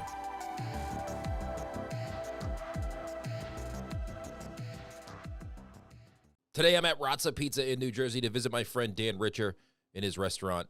We are going to sit down, have some pizza. He's going to show us around the kitchen a little bit, show us around his pizza, how he makes the dough, everything that goes into running this restaurant, as well as his story. He's got a fascinating story about how he got started because, as you can see here, his restaurant is pretty busy. It didn't always start that way. He was struggling for 4.5 years. So just pushing through, and COVID happened and all of that, he made it successful. And everybody sees the final product here with a lot of employees, a great team, a busy restaurant, the accolades, the book, the TV shows and commercials that he gets to be on. But nobody really hears the story about how it was a real struggle for him to get started, and I want to show that. But I also want to show you the work that you put in, what comes out of it.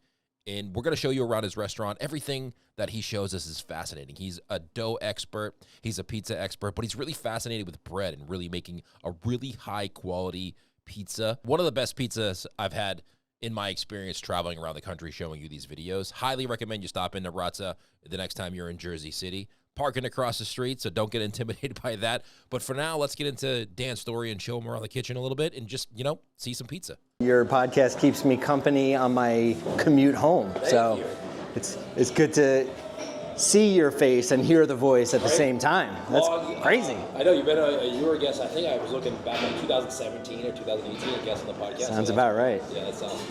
So this is your spot. Where are we? Yeah, we are at Razza, Jersey City, New Jersey. Been here for just over 12 years in this space specifically. And then during the pandemic, we built out a space next door and doubled the size of the dining room. Flew to Italy when I was in college. I actually skipped my graduation ceremony, flew to Italy, realized exactly what I wanted to do for the rest of my life, and then took small steps every day to get there. So I bought a failing restaurant that was pre-existing in 2006. I was 26. Owned that for 10 years, sold it, and I've been here for 12 now.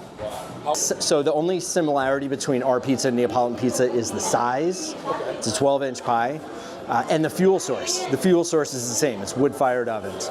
But they're not Neapolitan ovens, which massively impacts the texture of the pizza. So you've been, we talked before the podcast started here. When you first started here, it was kind of a struggle for you. Oh, massive struggle. Yeah, it took 4.5 years to get enough people in the door to be sustainable. That's crazy. How did you continue to go? Drive.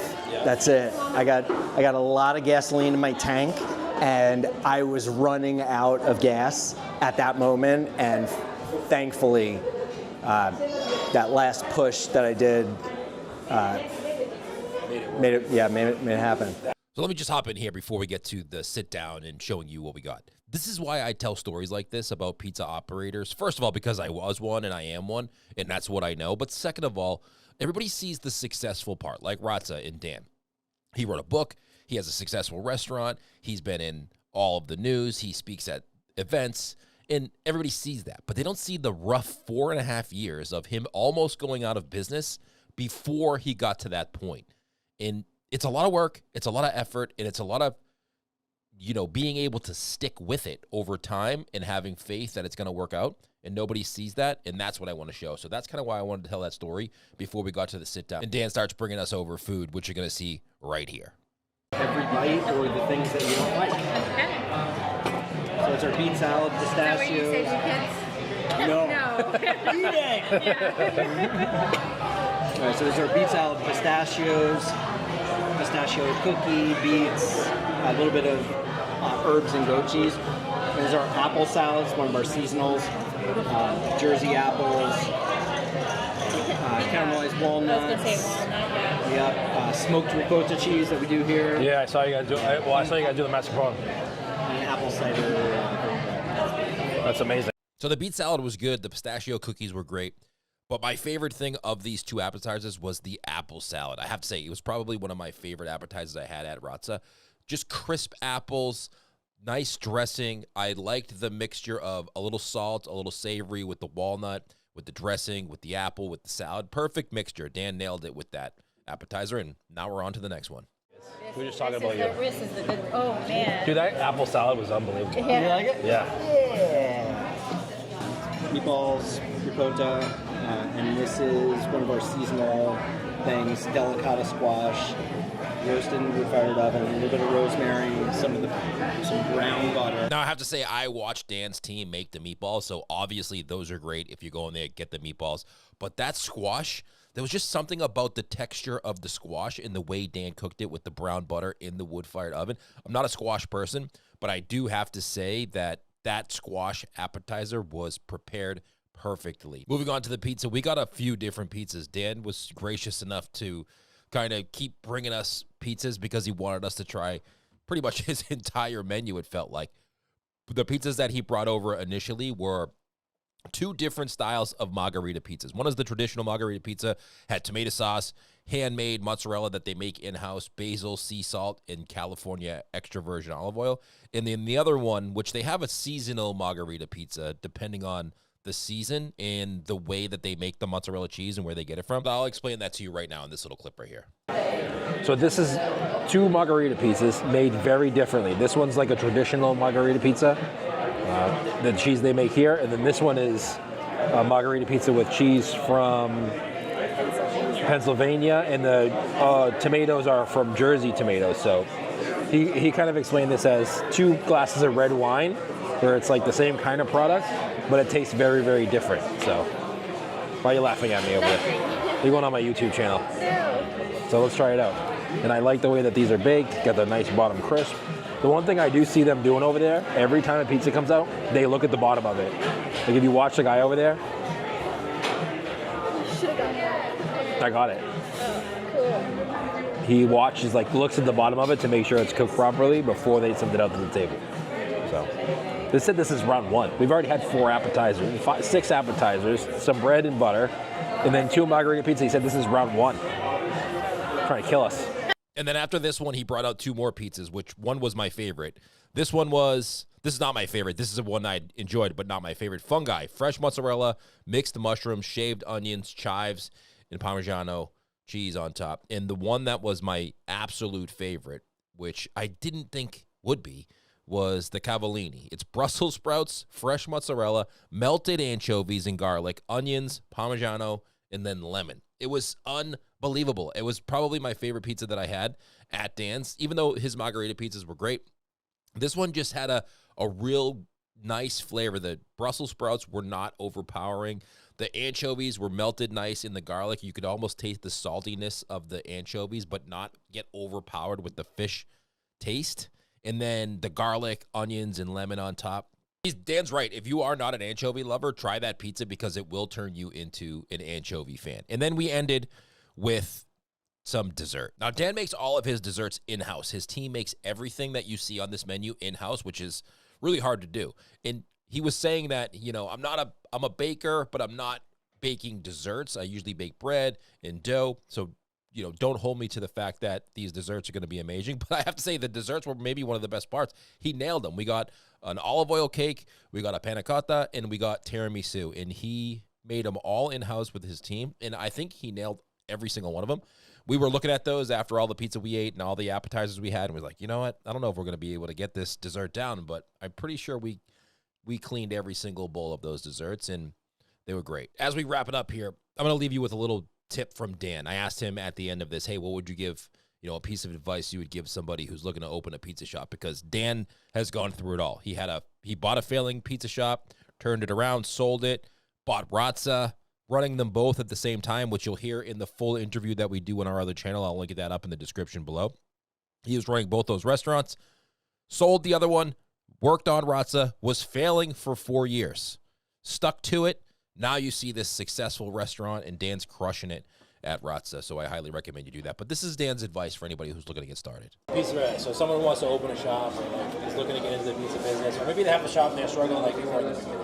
What's a piece of advice you would give them? What helped you back then? Having faith in yourself and conviction and making sure that your gas tank is always full, or at least half full. You got to take care of yourself, and you have to make sure that it's something that you really want to do. If you just kind of want to do it, or if there's any trepidation, don't do it because it's hard, it's challenging. I always thought of this business as being kind of basic.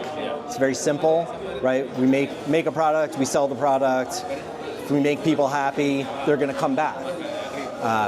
But it's far more complex than that, and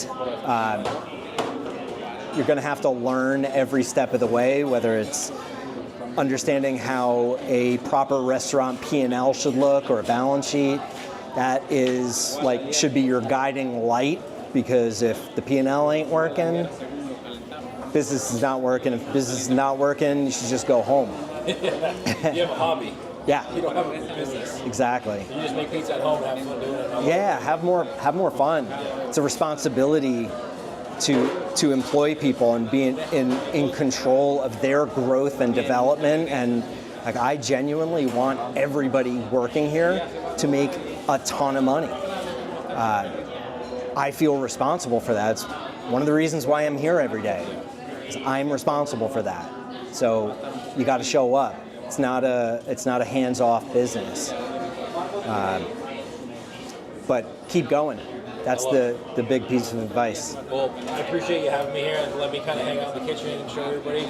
So appreciate you. Where can people go follow you guys on social media? Social media, it's at Razza NJ, like New Jersey.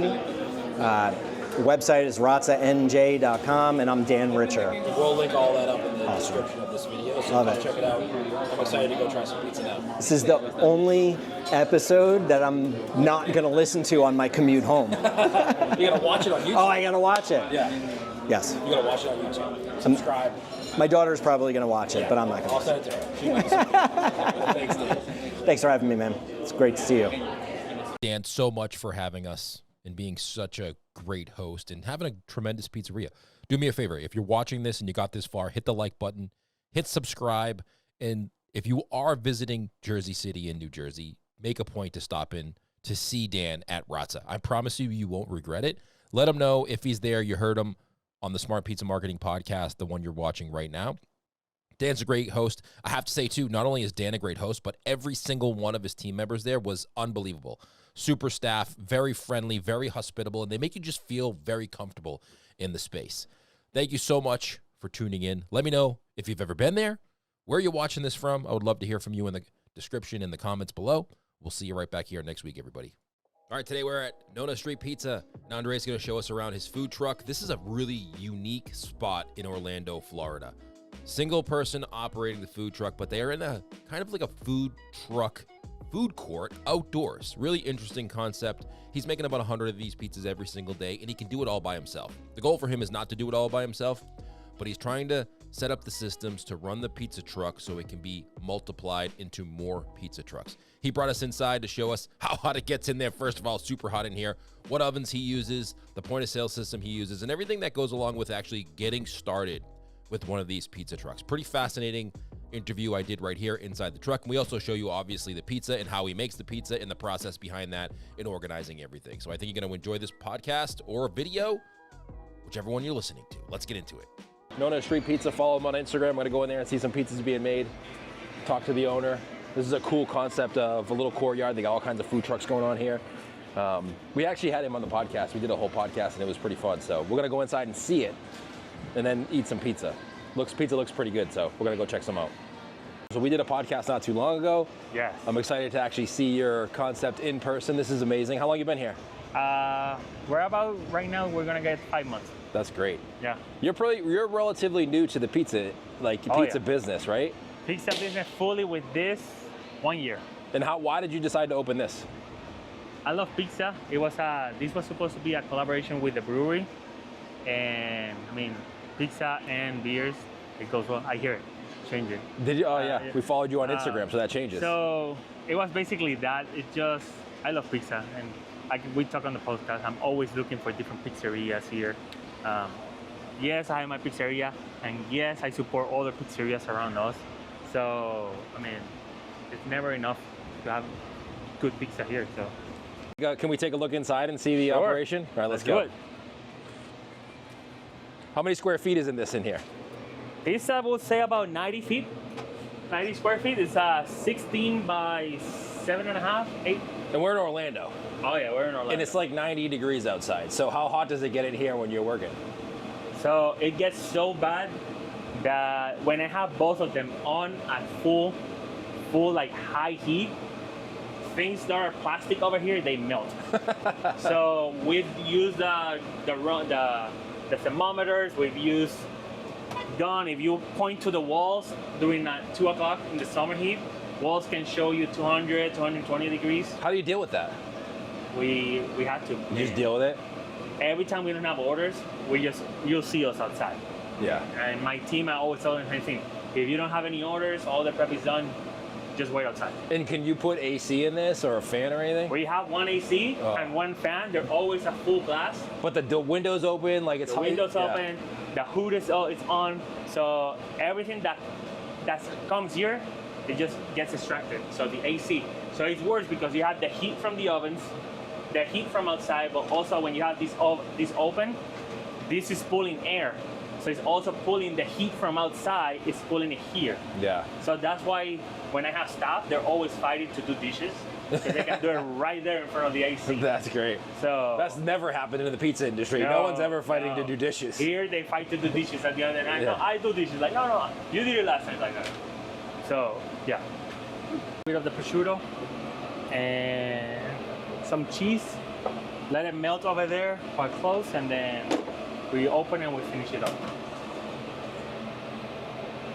So our newest concept that will be opening by the end of the year is gonna be more focused on pizzas and like an Italian sandwiches.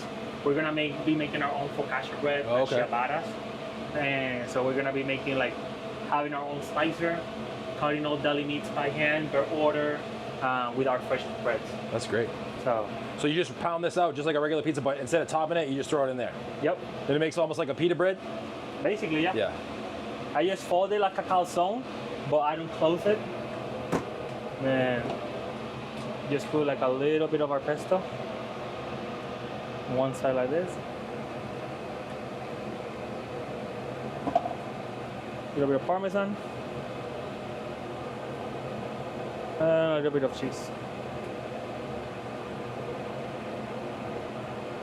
We close it.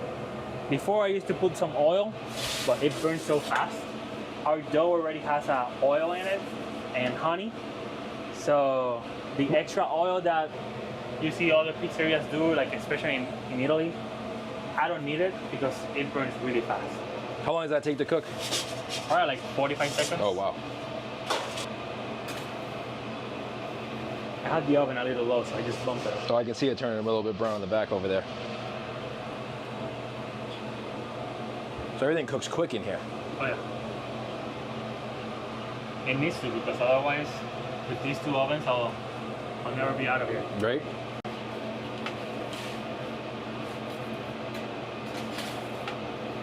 Got the nice leoparding on there.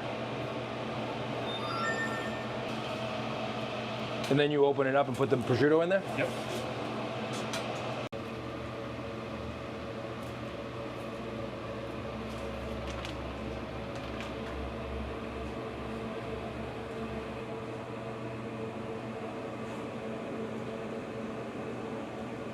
But since it's just been me these last few days, it's a little hard. Doing it all yourself. Oh yeah. That looks good. That's your most popular sandwich? Yep. It's actually the only one we have right now. Okay. We're gonna be adding more really soon. Yeah. Who are you? For my staff, yeah. Because you need that, right? Did you just you make have those a diagram yourself? of what goes on? Yeah, I make everything myself. Canva. Canva, and then you just get it printed? Yep. Then We you- do that. We have for opening procedures, cleaning procedures, like for everything. So you just like list it. That's the smart thing to do, because then you don't, it's like, all right, I see the pizza, I see what it's supposed to look like, but then I also see the ingredients and how much is on there. And the allergens. Oh, that's even smarter. Depending on the ingredients, the allergens might change. So, see, that one has 3 allergens, this has 4. So say someone's allergic to, to peanuts. Or yeah. They'll see that, for example, all of these are good, but maybe the one with pesto is not good. Yeah. So yeah, because we do get asked that. We're in like a, not a fancy place, but also like a place where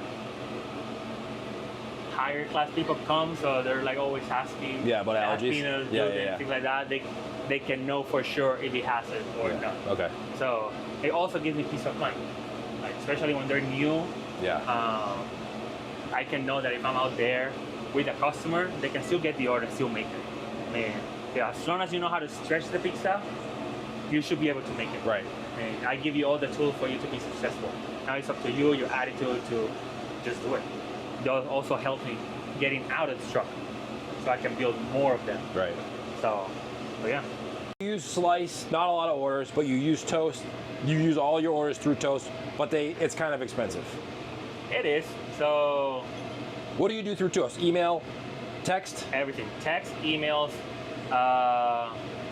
Now I sign up for a beta that they will be doing also my ads, like Meta ads and Google ads. But I do payroll, I do inventory control, I do. And each one of those things is expensive. Right? Everything is additional. And how much you pay per month? About 900, Okay. 950, something like that. And that's like online orders, or you do online orders too, right? Yeah. So each one of them, so Grubhub, DoorDash, and Grubhub, DoorDash, Uber Eats. I have all 3 of them. Those are 3 integrations. So in addition to the 30% they charge us, Toast charges $30 for each one of them. So that's another $90. A month? A month. To integrate. Just to integrate and have it here, because I hate having 10 tablets. Just to have it here. And do they help you with the drivers, like DoorDash Drive, like so? So yeah, and then we have the Toast Delivery Services, which is all the online orders that comes through my website or my mobile app. They get through there, and then DoorDash sends the drivers. That one is a flat fee of $7.49. Okay. It's flat fee, and that is actually the one we get the most orders. Got it. So in a month, I mean, we're small. Probably this number will be really, really small compared to pizzerias, but I can tell you in a month we can do about 800 to 1,000 through my mobile, but through my website and through my app. Oh, gotcha. You do brunch on Sundays. We do brunch on Sundays. We try to make it a little different. We are the only place that had the stuffed waffles. That looks They're really like good. this thick. For example, the Monster Cristo one is the most popular one. It's a layer of waffle batter, Munster cheese, Black Forest ham, turkey, more Munster cheese, and then we finish the batter again. We cook it, not all the way through, probably like 3/4 of the way. We remove it from the waffle iron. We put it on French toast batter, and then we deep fry it. Ooh. And then we take the comes out, we put cinnamon sugar. That sounds good. And then it comes with a blueberry and Grand Marnier sauce and powdered sugar. And is this open for brunch on Sundays? Is that why you do that? On Sundays, yep. And then we add the spicy pepperoni, which is our spicy pepperoni pizza, just in a waffle. The Benedicts, we do fried dough with sous vide pork belly, poached egg, and your choice of hollandaise or spicy pepperoni sauce. And the brunch pizza. What's on the brunch pizza? It's gonna be garlic oil, some Spanish chorizo, bacon, bell peppers, onions, a poached egg, and hash browns. Oh, that sounds good. A version of like the mozzarella sticks. Oh, okay. Where are you from originally? I'm from Puerto Rico. Okay. So is this a lot of like your country's influence on the ingredients, right? I have it's mostly Puerto Rico and Italy. Yeah. I just try to keep everything interesting and make fusion and things that you won't find on just anywhere. I like that. It makes it a little bit different. So, that's the only reason we keep rum, but we sell so many of it that's why we have so much rum over there. What is that again? It's a guava and rum sauce. Okay. So what does it taste like? I mean, I'll taste it in a minute. It's gonna be super sweet. You're gonna have like a salty and sweetness to it. So and you're gonna have a kick, like not a kick. You're gonna taste some of the rum. Okay. But yeah, it's good. Much better than marinara.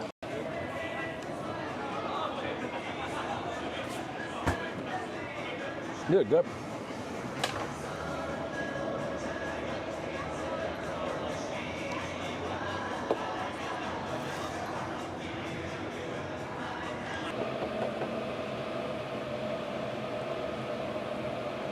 Which pizza is this? This is a classic cheese pizza.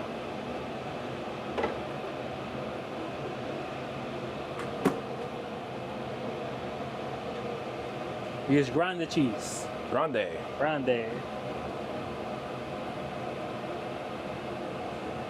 We actually normally do the diced one. I prefer that one. Mm-hmm. But TFS didn't have it when we placed the order, so we got that one. Just because it's easier to control it. Mm-hmm. People say they taste different.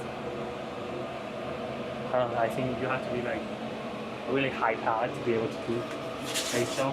There you go. Oh, that's good. So, hello, welcome. What? Oh, the burrata. Here we go. Thank you guys. Enjoy.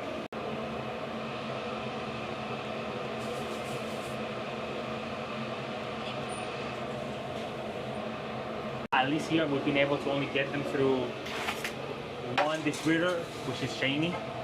I had to sell an Edge pepperoni pizza this size. I'll have to sell like 22, 23 bucks. A little bit of our white sauce. A little bit of our tomato sauce.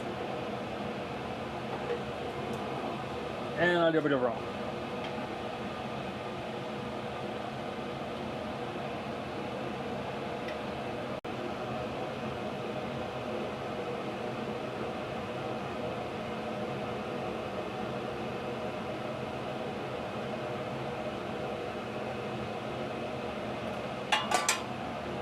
Parmesan,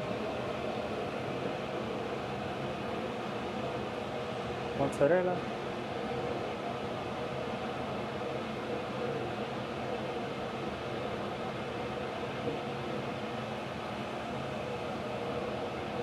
andouille,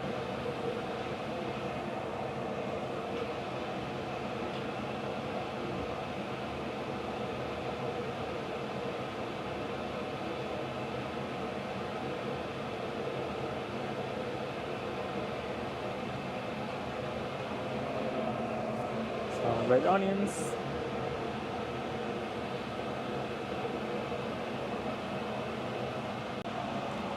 Stracciatella.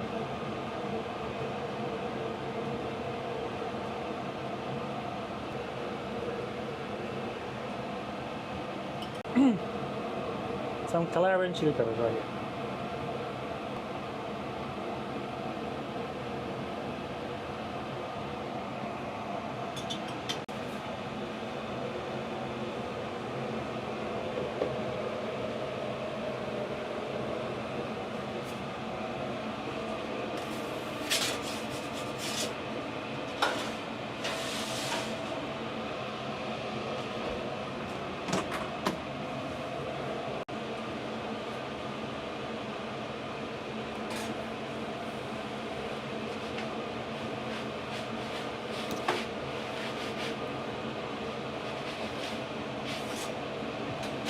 Morning? Oh yeah. Tomorrow is earlier. Tomorrow I have to be at 8:30 because we have our first like NFL football game. Oh. We're starting brunch earlier. Who do you? Yep.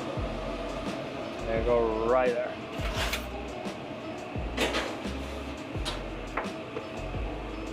We finish a little bit with our basil oregano mix That smells good. and our house-made hot honey.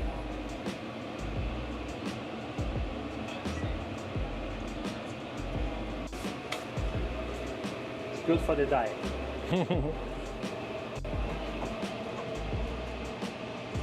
Also for photo shoots, we also use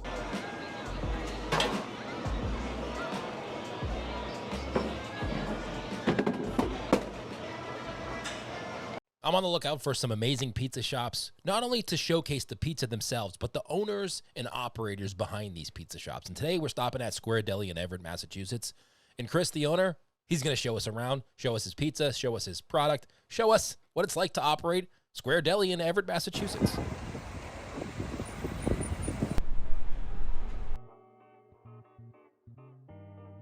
That's Chris. He owns Square Deli in Everett, Massachusetts. Today he's letting us hang out in his pizza shop, well, Deli, and hang out and show us around, show us how he got started with pizza, how much he makes with Deli, and then why he actually got started with pizza and what he's doing to make it a great product. Food is our focus, the Square Deli. Square Deli Everett. Nice. What's your name? My name's Chris. Thanks for having us. Yeah, of course. How long you been here? 15 years. January 1st will be 15 years. About just 1,000 square feet. It's small, but it's Small space, but we do some massive volume out of a small space, yeah. So I've always worked with food since I was 13. Like most people in the food industry, you start out as a dishwasher. So my first job was at the Silver Fox in Everett, which was like an Everett institution when I was a kid, doing dishes at 13 years old. And for better or worse, every job after that has been with food. So this was like a pandemic thing where at the start of the pandemic, just like all other small businesses, we didn't know what was going on. We didn't know what was going to happen. We really shifted what we were doing here. We started to take on very large government contracts, city contracts, and we were doing, large volume of prepared meals and lunches that the state or the city would buy from us because the day-to-day business really wasn't there. We were going through the shutdowns, opening, closing, and then, we were just, what else can we add? And my friend Long, who owns a few barbershops, is big into the pizza thing at home.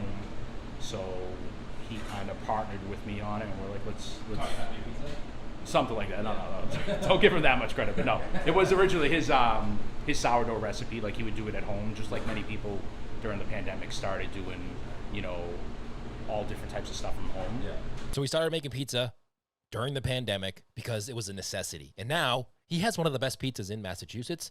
And we go through his kitchen and his recipe, and he shares how he got started in the build out. And it's a pretty interesting This story. was all what we put in the middle of the pandemic. This was never here. Prior to doing pizza like this, we would just do like slices of Sicilian while people would wait for their sandwiches, but we would just do it like in the regular convection oven back there. Oh, okay. You know what I mean? We were never a full service pizza. My first Some more deli than pizza. exactly. My first 11 years was like sandwiches, catering, stuff like that. but never full service pizza. But we added this, and it really took off. It's like we got a couple write-ups early on by like Boston Magazine, and then we had Portnoy come in. So then like it just like took off, you know. And at the time, not too many. Actually, I don't even know at the time if any other places were doing the sourdough.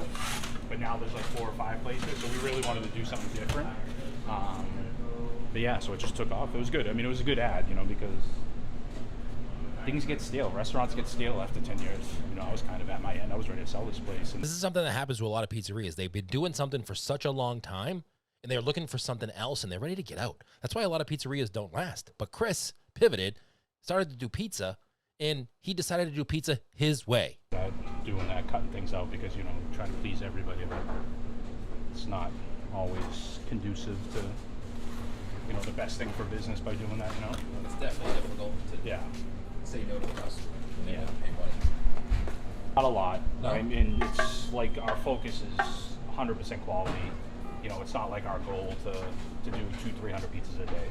I'd say a busy day for us is like 100. That's good though. It is, which is perfect. You know what I mean? Because we do so much other shit too. You know, throughout the years, we'll start. I'll continue to like cut things out. You know what I mean? Try to just focus. Yeah. But you know, being in Everette, it's, you know, Everette wasn't always, you know, the most well-off city. You know what I mean? It's a demographic of people who don't have much money. So it was like, you know, for years we'd do all the traditional stuff, you know, bologna and cheese and like ham and cheese. And the last time I did the menu over and we started doing pizza, like I cut out all that stuff. So now we're just like really good pizza and like really good sandwiches. But like we keep a few of the classics, like a really good Italian. You know, we make our own chicken parm, eggplant meatball. So we kept some of the classics on there, but you know, definitely looking to continue to streamline more and more and more, especially with the pizza. You know, I think that's kind of what our focus needs to be. Now, I've said many times on our podcast that I'm not a huge fan of the deli part of pizzerias because it's really hard to maintain quality, consistency, and there's just so many elements to it. So I asked Chris, hey, if you could do pizza or sandwiches, which one would you do? What do you like doing better, pizza or other stuff? So I was in the pizza business. Yeah. And we had a pizza shop. Yeah. And I hated doing subs. Right. Because it was just like, pizza to me was so easy. It's Yeah. like, it is what it is. Right? Yeah. You order the pizza and you get it. Yeah. Subs was like, sure, so many elements for us to mess it's up true. or forget. Yeah, there's a lot of different pieces going into one sandwich. Yeah, so for me it was like, oh, I'd much rather people order pizza than Right. subs. I mean, I'd say I like pizza now because I've done sandwiches for, you know, 13 years straight. So just like a business gets stale, like I get bored. So the pizza's new to me, you know. It's still exciting. Okay. Yeah, and like for me, it's still fairly new. So and I'm still kind of learning. It's only been 3 years since we've been doing full service pizza. You know, it cost me $8 to make a cheese pizza. Yeah, but that's because you use You know, stuff. yeah. What do you use for flour? Do you care about saying? No, I don't care. We use Caputo 00. Okay. Yeah, so, and then 100% naturally leavened, no commercial yeast. We've had a starter going for like the last 4 years. The tomatoes, Bianco di Napoli tomatoes. I've had every San Marzano tomato compared to Bianco di Napoli. Nothing compares to it, you know, to me, in my opinion. Best canned tomato I've ever had. So they're, you know, out of California. Yeah. We use we use Grande 50-50 for the, and then we do Iso pepperoni, and then we do Grande 50-50, and then we do some fresh mozz. Like that's our standard like base, you know, Bianco di Napoli tomatoes, Grande. We do fresh mozz as well, in addition to the 50-50. Ezzo pepperoni for the pepperoni. We use Bianco sausage for the sausage. So, you know, not reinventing the wheel, just trying to use good quality products. You know, cook it the right way. That's all. Convenience like factor out there is like 15 years ago I was just competing with the sandwich shop up the street. You know what I mean? It was just me and 2 or 3 other sandwich shops. But now it's like I'm still competing with local sandwich shops, but we also have to compete with full service restaurants. Your favorite steakhouse, you can go on your phone and order from your favorite steakhouse. Anybody that serves food. Anything, your favorite supermarket. Yeah, so it's the walk-in business, the foot traffic, it's a different world. It's not like it was 15 years ago, because you can just go on your phone and just get anything you want from your favorite place. So that's, you know, the challenge. You know, there's good and bad, like there is good and bad with everything. You know, those sites are helpful in a sense where they reach a demographic of people in other cities that maybe wouldn't know about us. You know what I mean? Wouldn't really venture over here. But yeah, so you gotta evolve with the times, or you know. Just placed my order. No, it's all good.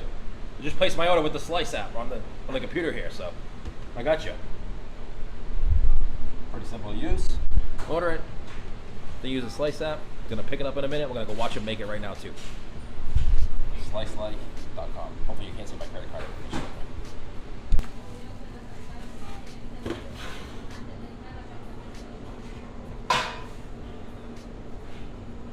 And then like our cutlets and our meatballs and our tomato sauce, you know, it's all homemade. Fry every chicken cutlet to order. It's bigger in here when we come back. Yeah, it is. Yeah. I've seen a lot smaller places, and I don't know how they do it. We just have an awkward setup. The way the store is set up is a little awkward. We have a basement too. Is that where you make dough? For the most part, we make it up here now. I did recently start doing the basement over, put a drop ceiling in, put a new floor, because that was the plan. I don't even have a mixer. We mix everything by hand. Do you really? That was the plan. So we set up in big tubs. We mix a batch at a time, all by hand. So you make 100 pizzas a day, mixing by hand? Yes. No mixer. We do it the old-fashioned way. Because I'm big on like customer service and like old-fashioned customer service. Like I feel like that's dead. You know what I mean? Like my background before here was at the Four Seasons Hotel. It's like 5-star, 5-diamond hotel. You know, so it's like best of the best, like, you know, amazing customer service. So that's like ingrained in me. But I do like the idea of the kiosk when we're busy or if we're short staffed. You know, if there's people waiting in line, you know what I mean? They can walk right in. And it's not for everybody, but, you know. The other thing we discuss on this is, you know, there's those people who love Costco pizza or that pizza you had when you were growing up. It may not be the best pizza in the world, but it's pizza that you remember. And Chris and I discuss how maybe crappy pizza, in quotation marks, sometimes there's a time and a place where you just want to grab a slice that may not be the best pizza you've ever had, but it brings back those memories you did have when you were a kid. Every community does need a place like that. Yeah. You know what I mean? I don't dislike those places. Yeah. I just don't want to do it. Right. But there's like your typical house of pizza, you know, that, you know, selling pizza for an affordable price. You can get a pizza for $12. You can get an order of mozzarella sticks for $5. Yep. So I do feel like every community kind of needs that. You know what I mean? Not every community needs a pizzeria that's selling pizza for $20, $25. You know what I mean? Or can afford it, you know? Or can afford it, yeah. It really depends on where you're located. Sure. And there's something about like those places. There's the big nostalgic effect. Yeah. I mean, I know this sounds crazy, but there's a place where I live. It's like a Greek house of pizza that hasn't changed in 40 years. And sometimes on my ride home, I'll run in and I'll grab 2 slices. And it's just something about it satisfying. And again, it's not something that I would eat all the time or say this is amazing pizza, but it like invokes these memories of like when I was a kid, like hanging out at a house of pizza. So I feel like every community does need something like that. You know what I mean? You know. I really enjoyed hanging out with Chris at Square Deli. Link below if you want to check out Square Deli in the future. And, you know, I do these videos to help you. If you're a pizza operator or you're looking to get into the pizza business, I do these videos because I want to show you what it's really like to operate and own a pizzeria. Everybody sees it on Instagram, but not a lot of people actually go behind the scenes and show you like the ins and outs of what oven and how do they make dough and what's the owner's mentality to operating these pizzerias. It's great to see the pizza and it looks amazing, but all the work that goes into actually operating these pizzerias, if you want to open one, is what you need to look at. So hopefully this video is valuable. And this right here, this is the final product. Other than pizza, I like chicken parms too. Square Deli. We just did a video here. This is what we got.